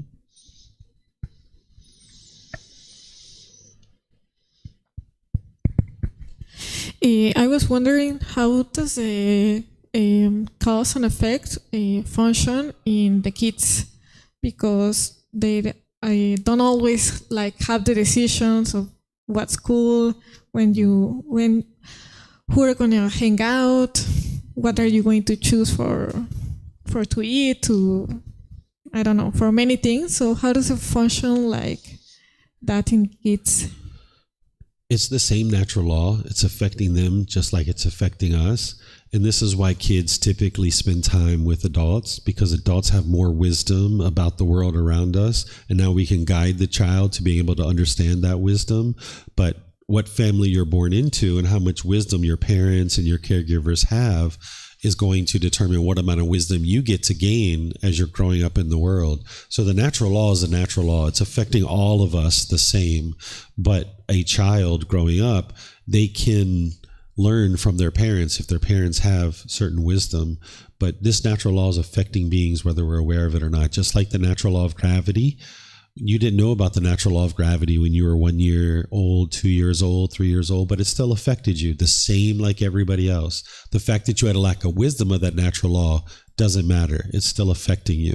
But one of the benefits and the way that we've created society is that a child will typically spend the first 18 years of their life living with other adults, and most likely their parents or uncles or aunts or grandparents. And our role, even when the Buddha talks about this, is to teach our children these natural laws and help them to understand this wisdom. And then that's what's going to help them to create a really wonderful life for themselves. But it's affecting them the same way. But I mean, I think my question is, you don't make decisions when you're a kid, or someone else, obviously an elder, made them for you, and you are like part of that cause and effect because someone made that decision for you, not you being a kid. You still made the decisions. You made the decisions in your previous life not to get to enlightenment. So now you're being reborn. And whatever your karma is from that previous life, it's going to determine what family you're born into. And then when you're born into that family, your family is either going to have wisdom or a lack thereof. And then as your family is trying to incentivize you to make certain decisions, it's your choice of whether to do that or not. So, for example, when I was growing up, my mom tried to convince me to do one thing or another, and I would either choose to do that or not. It's still my choice. You might feel like when there's a child that the child's being forced to do any particular thing, but that child is making a choice at the end of the day. There might be pressures that are being put on them by the people around them, but ultimately they're still making the decisions. Okay. Yeah, I think it's a little bit harder to see it because we think that the kids are all pure and innocent and things like that. And it's not true. And it's not true, yeah. Yeah, that's where you need to be able to see the truth, that a child is not all pure, not all innocent. They have craving, anger, and ignorance in their mind. So, for example, I got home a little bit earlier yesterday than I have been because we finished up class here. My son's usually supposed to go to bed at 8:30. And when I came home, I saw it was like 8:45, 8:50. He was still awake. I saw his light in his room on. So I knew he had made his own decision. He chose to stay awake later, right? That was his decision. That was his free will. He's 11 years old. We can't force him to go to sleep. It's his choice. So we're all making our own choices. Whether you see that right now or not, that's where you need to maybe reflect more and look at it more closely. But children are making their own decisions. We all have free will. People might be around them, pressuring them or trying to force them into making a certain decision that they ultimately make, but they're all making their own decision. If that being wants to, if that 3-year-old child wanted to, they could just lay on that floor and, for the rest of their life, they could just lay right there. Nobody can force them to do anything. Eventually we could come in here and, a bunch of us could pick that child up and move it somewhere else. But that's the results of its decisions, sitting there and choosing to lay down and not move.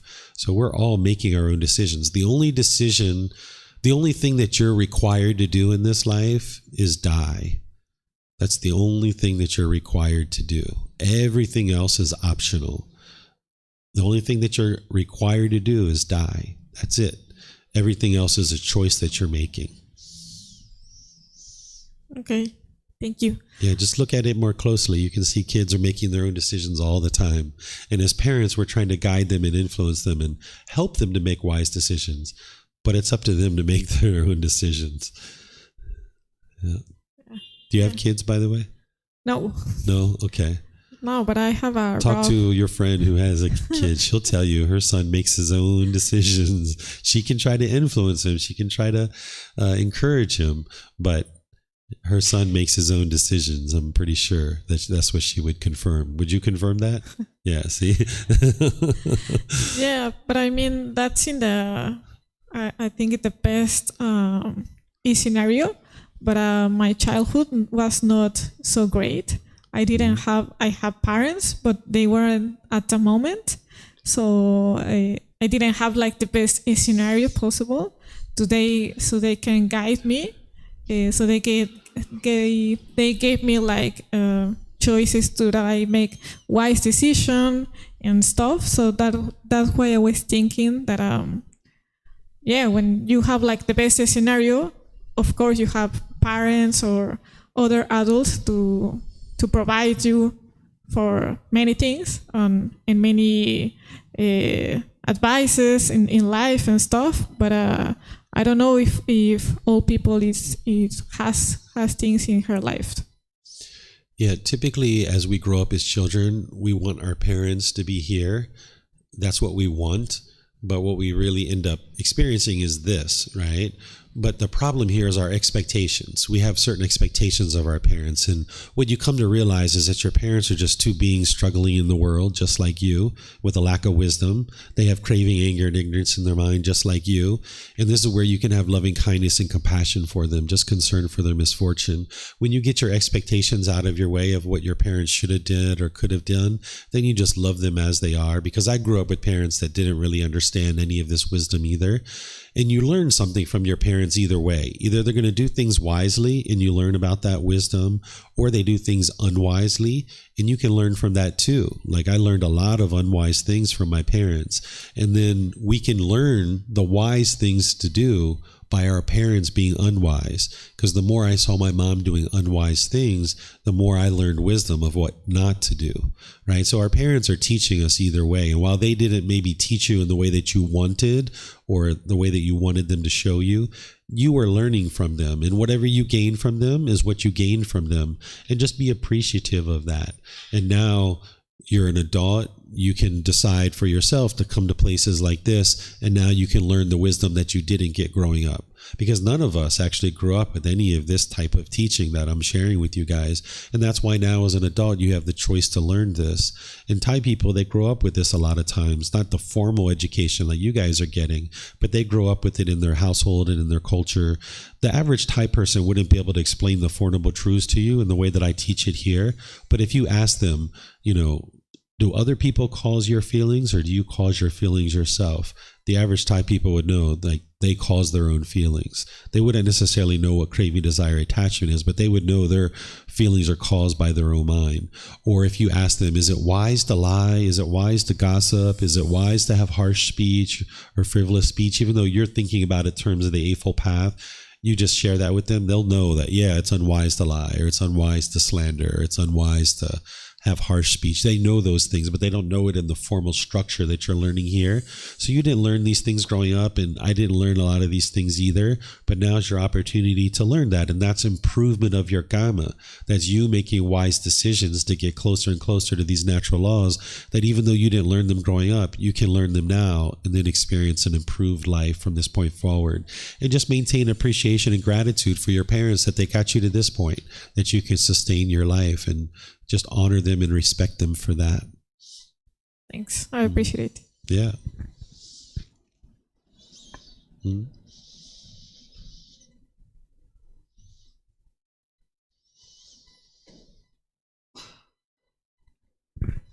Teacher, how were you able to tell the difference between Mara's influence and your own ill will?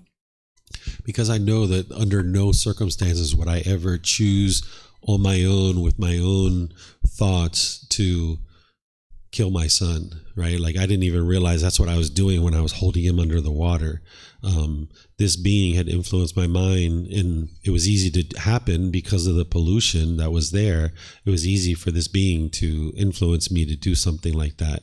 Even as the water was going into his nose, I didn't realize that I was killing him, though potentially killing him, right? So I know that I would never do anything like that. And it's like, that really shook me up after it was over with, to think that I was able to do that. And once I finally snapped out of it, I didn't even fully understand it until many years later.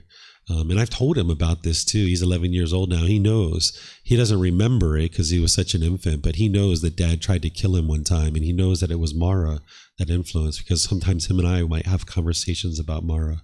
So I talked to him about this so that he knows that Dad would have never attempted to kill him in any situation, but this is something that occurred because I was interested in him knowing about this being too. I don't think he'll ever be influenced by this being, because I suspect he's probably in the jhanas, or maybe the first or second stage of enlightenment. He's somewhere around there. So I don't think he'll ever be influenced by this being, but he's interested in teaching these teachings. So if he ends up teaching these teachings at some point in the future, he's going to have questions from students about Mara. So now he's got teachings from Dad where Dad has shared with him, oh yeah, this being is real and here's what happened. And now he can speak from that direct experience. When his students ask him questions, he'd be like, yeah, this being's real. My dad was influenced and tried to kill me one time because of this being. So I knew it wasn't from me, because I would never be interested in killing another being for any reason at this point in my life, or even back then. I wouldn't have killed a human being. Even the darkness that I was in, I wasn't interested in killing another human being. So I know it wasn't from my own ill will, but there was enough ill will there. There was enough sensual desire. There was enough other pollutions that Mara was able to influence me to do some action that was very unwise. But it was still my decision to do it. But I just didn't have the thoughtfulness. I didn't have the wisdom and the awareness of mind to realize how unwise this thing is that I was doing. I thought I was just cleaning out his nose. That's all I thought I was doing. But looking at it now and talking about it here, of course, that's really stupid of me to do that. It was really ignorant, really unwise. But my mind was so polluted, and Mara was strong enough to be able to convince me to do it. And thank goodness that my wife was there to stop it. Yeah. Yep. So just still on the Mara topic. So you're saying like Mara would be coming to a mind that would have pollution in it. So let's say if you're consuming substances that create heedlessness, alcohol, drugs, or anything like that, would that be a being that Mara would be attracted to because you're not aware to make wise decisions? Therefore, Mara would be focusing on beings that are heedless? Exactly. So by the time you get into the jhanas, you're most likely not using substances that cause heedlessness at that point. And surely by the time you get to the first stage of enlightenment, because you've cleaned up your wrong behavior, so you're not going to be using substances at that point. So your mind is wise enough to not use substances, so Mara is not going to be able to influence you there. So Mara is going to try to influence the people that Mara knows that they can influence, because Mara is interested in causing calamity in the world. And that's why the Buddha shares that when you get to that first jhana, Mara is blindfolded, meaning like Mara can't even see you.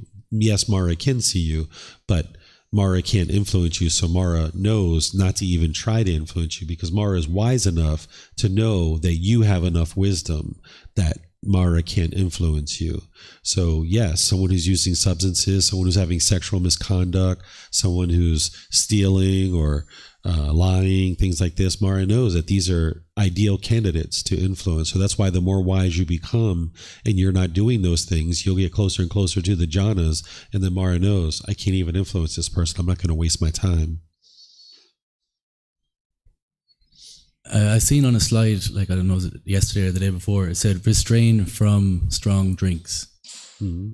Strong drink and sloth producing drugs. Yeah. So does that mean, all right, I suppose I was kind of hoping that it means like refrain from strong drinks, don't consume so much alcohol that you become heedless, or can you still have a beer? It's more or less what I'm asking, in your opinion, or the Buddha's teachings. Yeah, so the way that I practice that and the way that I understand it is that what you're trying to get to on the path to enlightenment is where you have mindfulness and awareness of mind. And you need to dial that in so closely that you can notice the slightest little adjustment or change to your awareness of mind. You'll hone this in so closely that you're just always aware of what's going on in your mind at every moment. You can't get to that if you're putting substances in your body. So it's not that the Buddha is saying substances are bad, here's a rule, follow this rule, right? It's that, hey, if you're interested in purifying your mind, if you're interested in cultivating this mindfulness, if you put substances into the body that's causing heedlessness, it's walking in exactly the opposite direction of enlightenment. So even if you have that one beer, it's producing a certain amount of heedlessness and lack of awareness of your mind, and it would be really unwise to do that. Whether you choose to do it or not is up to you, right? There's a certain amount of that craving that might be there. I know where you come from. I know your culture, right? Irish, right? Exactly. There's a lot of that, but you also need to be able to see that it's unwise to do this, even just one beer, and putting yourself in that environment where other people are drinking. Someone can have a knife, someone can have a gun, someone can break into a fight. There can be all kinds of different things that are going on. Someone can drop something into your drink that's a drug, and that you end up with this drug. I mean, all kinds of unwise things are happening in environments where substances are being ingested. So in my life at this point in time, I wouldn't drink anything, even the smallest drop of alcohol, even the mouthwash that I buy. it's 0 alcohol mouthwash, right? It's like none of that, even in the mouthwash. I also wouldn't go to a bar at this point in my life. I wouldn't get anywhere close to a bar or, go into a bar, patronize a bar, anything like that. But at one time in my life, I did, right? I went and I used to drink, and I did that a bunch, and I saw all the unwholesome results that came from that. And then I thought, oh, okay, I know what I'll do. I'll go to the bar, but I won't drink alcohol. I'll just order water. So I was the guy at the bar that would order a bottle of water, and everyone else would laugh at me, and I didn't care. Right? I didn't care. People would joke and laugh, and I would just have fun because I was enjoying dancing. I liked the environment. I used to go out dancing a lot, and I did that for many years. But then eventually I got to the point where I realized how unwise that is. Just going to the bar and being around people that are so drunk and intoxicated and using drugs. And I stopped doing that. So sometimes you need to extinguish these things by doing it. I would encourage anybody who's serious about the path to enlightenment to purge all substances that cause heedlessness, all the way down to even caffeine, like I've shared with you guys. Purge all of that stuff from your life, because that's where you're going to be able to fine tune your mindfulness to the highest degree. So even a one beer or one caffeinated drink is going to produce a certain amount of heedlessness in the mind. And the more that you purge all of that stuff from your life, the more clarity you're going to get to be able to fine tune your mind. But when or if you ever do that, it's your choice. Okay, because I was thinking like heedlessness, you'd actually notice it, so even one beer, let's say you don't notice that you're becoming heedless, but the mind is becoming somewhat heedless, even though you don't physically feel heedless. Yeah, there's a couple other things that are at play when somebody's looking at using substances. It's not just the heedlessness. Like the heedlessness is the reason why you'd lack mindfulness, right? But usually what's also going on is there might be a certain sensual desire through the tongue that you really like the taste of beer, or you really like the taste of wine or something like this. And there can also be cravings to the social environment, that all your buddies hang out there and you want to go hang out with them and you feel left out if you don't go. So there can be other cravings and clinging, that it's not just the beer, it's the whole social event that goes with it. And that's part of the craving and clinging that the mind has, not wanting to let go of this particular sensual desire, this particular heedlessness that is being produced. It's like, can't I just have one beer and show with my buddies? So if you don't have sensual desire, if you don't have clinging and craving to your friends that are doing those kinds of things, you should be able to let those things go. But your mind might not be ready to do that. You might not be willing to do that. One of the things that happens on the path to enlightenment as you learn these various teachings is the mind will try to find any way it can to justify holding on to a particular thing, whether it's a beer, whether it's a glass of wine, whether it's sex, whether it's this, whether it's that. If there was a way to get to enlightenment while still having sex, I would have figured it out, right? I would have done that. And I would have been very pleased to report that back to all of you guys, right? But there's not a way to get to enlightenment while still holding on to these things. But the mind will sit there and try to figure it out and justify it for a really long time. Even the ego, like we were talking with Steve the other day, the mind will try to figure out a way to, can't I just hold on to this ego? Can I just do this thing? The mind will try to justify itself in doing these things. So you got to be vigilant of that it's going to try to finagle its way to justify holding on to this one little thing. Can I just hold on to this? And also, as you're letting go of all of these things, those things that used to bring you pleasure, right? Those conditional pleasant feelings, as you're letting go of these things, then you kind of feel like, well, isn't life kind of mundane? Isn't it kind of boring and lonely and all of this stuff? Well, that's because the mind's starting to let go of all these cravings, and now you're starting to experience some of these painful feelings as a result of those cravings you held on to. But what you got to do is you got to kind of turn the corner and get to the point where you just thoroughly enjoy going out to a reservoir and sitting in a bamboo hut, having great food and wonderful conversation with the friends around you. That's what we did yesterday.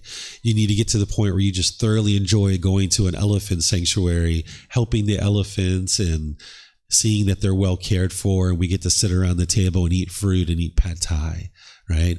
Get to the point where you can go to a hot spring with your feet in the hot water and just sit around and chat with other people that are into wholesome things and just thoroughly enjoy that, right? All the different things that we did today, or this week, we had really good, clean fun, right? There wasn't any substances, there wasn't any aggression or hostility or frustration. More and more, you start seeing that stuff as fun and enjoyable, where right now, the mind might be holding on to some of these other things that we used to do in the past. Now you're creating this whole new life for yourself. I don't know if you know that song. I can't sing it. I don't know the words 100%. Like the whole new life. I forget. I can't do it. You guys know the song I'm talking about? Hold on. I'll show it to you.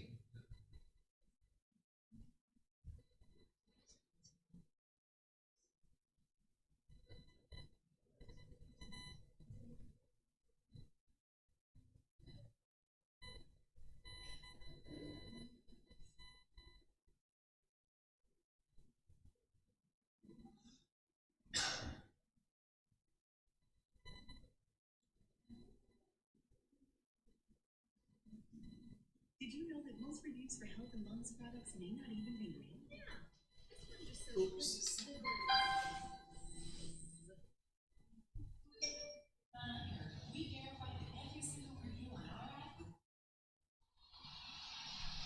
Sorry for those of you guys online, you can't see this.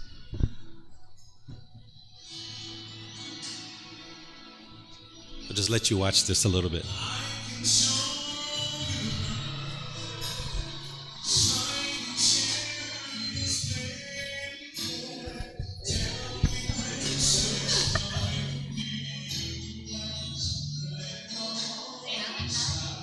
Mm-hmm.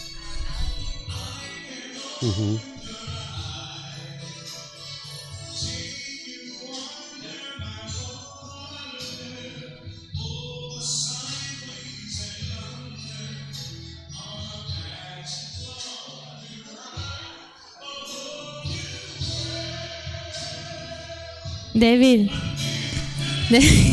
can you put subtitles, please?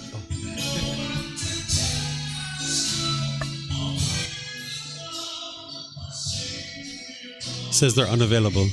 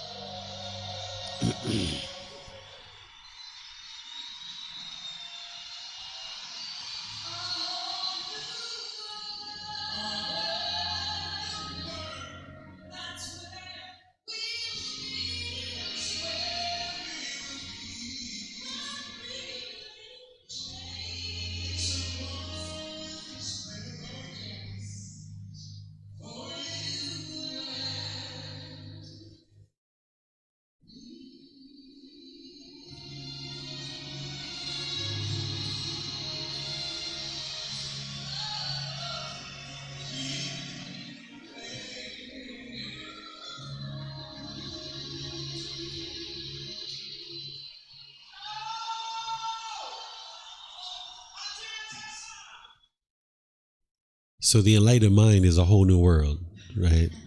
It's a whole new world that you never even knew existed, right? And your teacher is showing you the way, right? They talk about undescribable feelings, right? This is what enlightenment is. It's like, but the mind is going to want to hinder you from getting there. It's going to try to find any justification to hold on to this old world, this discontentedness, this cycle of rebirth. You hear him talking about how no one to tell us no or where to go, right?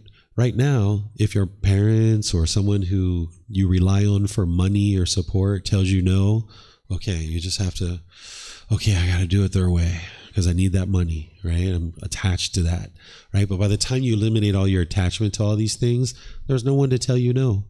No one to tell you where to go. It's your own life. It's your whole life. It's a whole new world. Your mind's free of this world, and you've escaped this whole cycle of rebirth, and now your mind can be free. So if you listen to the words of this song really closely, it's describing this whole new world of enlightenment. I'm sure they had other thoughts when they were maybe writing this song. I don't know, but the way they wrote it, it's very close to describing this whole new world of the mind moving into enlightenment. There's other songs that are like this too. If you've heard the song Let It Go from Frozen, they talk about letting go. You know, if somebody's angry, you can, if you want to play that one too. Have you guys heard that one? You guys would like to hear some more music? Would like to hear some? You're good, Ryan? Anybody else would like to hear some more music? There's another song. There's this song "Let It Go" that explains. There's a bunch of songs out there. Even in rock music, there's certain songs that if you understand enlightenment and the path to enlightenment, you can tell what they're singing about is this path, right? And they may not realize that's what they're singing about, but someone who understands the path, they can hear that music and know that they're describing this. So your mind's going to try to figure out a way to justify holding on to any particular thing, but there's certain things you're just going to need to let go of if you're interested in the peace and the joy and the contentment and the wonderful life. Holding on to that beer is just going to keep you in the sadness and the frustration. Yeah. If there was a way, I would have found it. Anything else you guys would like to ask about? No? Okay. Well, what I'm going to do then is I'll just end by saying to all of you guys that you have my unwavering support and dedication and determination to help you on your journey to enlightenment. Anytime you guys would like support, you would like help, you can always reach out to me. Whether I've heard from you last week or whether I don't hear from you for a year or 2 or 3 or 4, you're always welcome to reach out and I will help you. No matter where you are in life, no matter what you need help with, you can always reach out and I'm here to help you. Of course, you know about the classes and the courses and the books and all these things. All of that stuff is here for you, but just know that you have my support and my dedication. If you have even just the fraction of dedication for yourself to get to enlightenment, as the dedication that I have for you to get to enlightenment, you should get to enlightenment, because I'm overwhelmingly motivated and encouraged and enthused to see you get to enlightenment, very supportive. And if you just have a fraction of that same enthusiasm, you should have no problem getting to enlightenment, because each day that I wake up, all day long, and as I go to sleep, I'm just thinking about how can I help the next person to learn that next little thing, that next little thing, that next little thing that they need. Because there's so many things that you need to learn along this journey. And me hearing from you and hearing your questions, I actually can help you answer and get the answers that you need. But by you asking questions, it also helps me to understand where you are in your journey, because I can tell from the questions that you ask where you are. Like, I understand you probably like beer. I understand, right? And I was there at one time too. I used to drink beer. So all of these things I've overcome, and I understand how to get from where you are to where you're potentially planning to head. So if you have that same enthusiasm and motivation and dedication, you can get to enlightenment. A Buddha is going to have unwavering dedication to get to enlightenment. And if you can just channel a little bit of that dedication, a little bit of that diligence, you should have no problem getting to enlightenment. So if there's ever anything that you need in order to get help, just let me know. The next thing that I'll share with you is that in the 5 days that we spent together, there's obviously a lot of information that you've had. And some of you weren't even here for every single class that I was teaching. You can see that it's quite tiring sometimes to be able to learn the path to enlightenment. It was very common during the lifetime of the Buddha that as he was teaching, his students would fall asleep. This was very common because the mind is working really hard to try to learn all these teachings. And nowadays, you might consider that to be disrespectful, but a Buddha understands that your mind's working really hard to be able to learn these teachings, and they understand it's not disrespectful. I had one person come here one time. They took a 5-day course with me. They would show up, they would meditate, they would go to the back, and they would sleep. That's what they would do the entire time. And then at the end of the class, they would come up and say, thank you so much for such a great class. I really enjoyed being here. Thank you so much. And they would leave, right? This person told me at the end of the course that they were having difficulty sleeping at home. And this was the only place that they could come to get some good rest, that they couldn't sleep at home. So, hey, if this is what they're using my class for, is to come get some sleep and that's benefiting their life, wonderful. They were at least able to meditate 5 days a week, every morning, and they were able to get some sleep, and that was wonderful for them, and that's what they needed in that particular situation. So whatever you need, I'm here to help you, but also understand that when you go through a learning event like this, you've never learned everything, right? You've probably maybe absorbed 5, 10, 15% of what's really being shared with you. You might feel like you've just ate a really big meal, right? If you've ever been to a holiday and you've had Christmas or Thanksgiving or one of these things, you had this big, heavy meal. What do you usually do when you eat a big meal?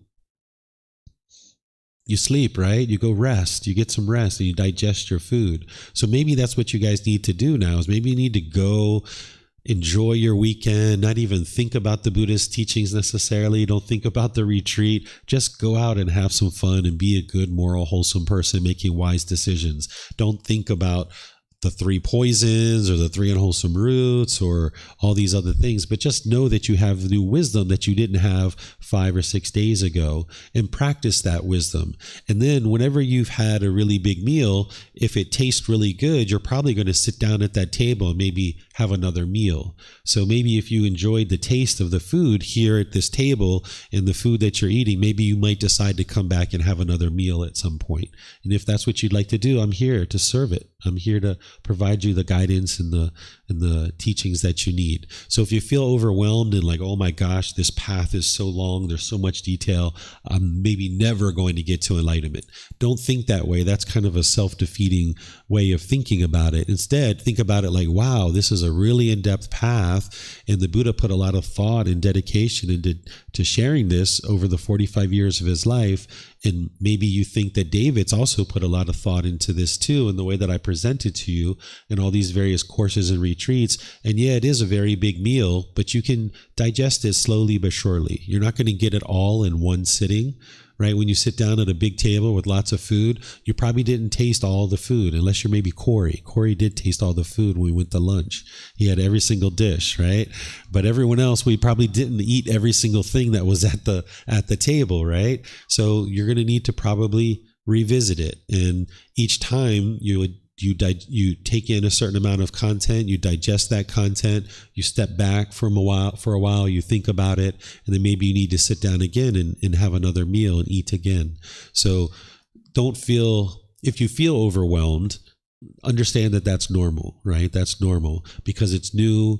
There's a lot of content and you're not going to be able to learn it all at one time. And as you would like to come back and learn more, there's plenty of opportunities for you to do that because we have lots of retreats, lots of courses. Some of you guys like Junko, she's been in many classes. That foundational course you've taken like 2, 3, 4 times already now. She's still taking more and more classes. So feel free to come back as many times as you like. If you feel overwhelmed, that's normal. It's understandable. But now just sit back, digest, and then when you're ready to learn some more, I'm here to help you. And at any point you can reach out and we can sit down and talk. I know some of you guys have maybe some personal things you'd like to talk about. Feel free to reach out and I can help you at any point. Okay? So thank you all for your dedication and your diligence to learn. I can see that you guys look sufficiently tired, so please get some rest and enjoy yourselves. At the end of a course like this, at the end of a retreat, sometimes students like to get together and do a little bit of cleaning in the temple. If you guys would like to help out, do some of that. these temples, they're like learning centers, they're cultural centers. They don't belong to anybody, but yet they belong to everybody. And whatever we choose to do with this space, the people after us will be able to then benefit from that. So oftentimes when we're here for a long time like this, students like to spend another 5-10 minutes or so, 15 minutes, and just kind of sweeping the floor, cleaning the bathroom, cleaning the hallway. Some classes even go out and clean other parts of the temple. If you guys would like to do that, you're welcome to. I'm not asking you to, I'm not requiring to, you're not expected to, but if you would like to contribute to something like that, that'll make it really nice for the people who come after you and are interested in learning. So whatever you do to contribute to your own growth or to support the work that we're doing here, whether it's helping to clean or if you've offered me some money for lunch to pay for food or anything like that, I'd like to thank you for your generosity. Thank you for your dedication to learning and practicing these teachings. And as you need help, just let me know and I'm here to help you. Have a lovely and wonderful rest of your day. We'll see you next time. Sawadee khap. Sawadee khap.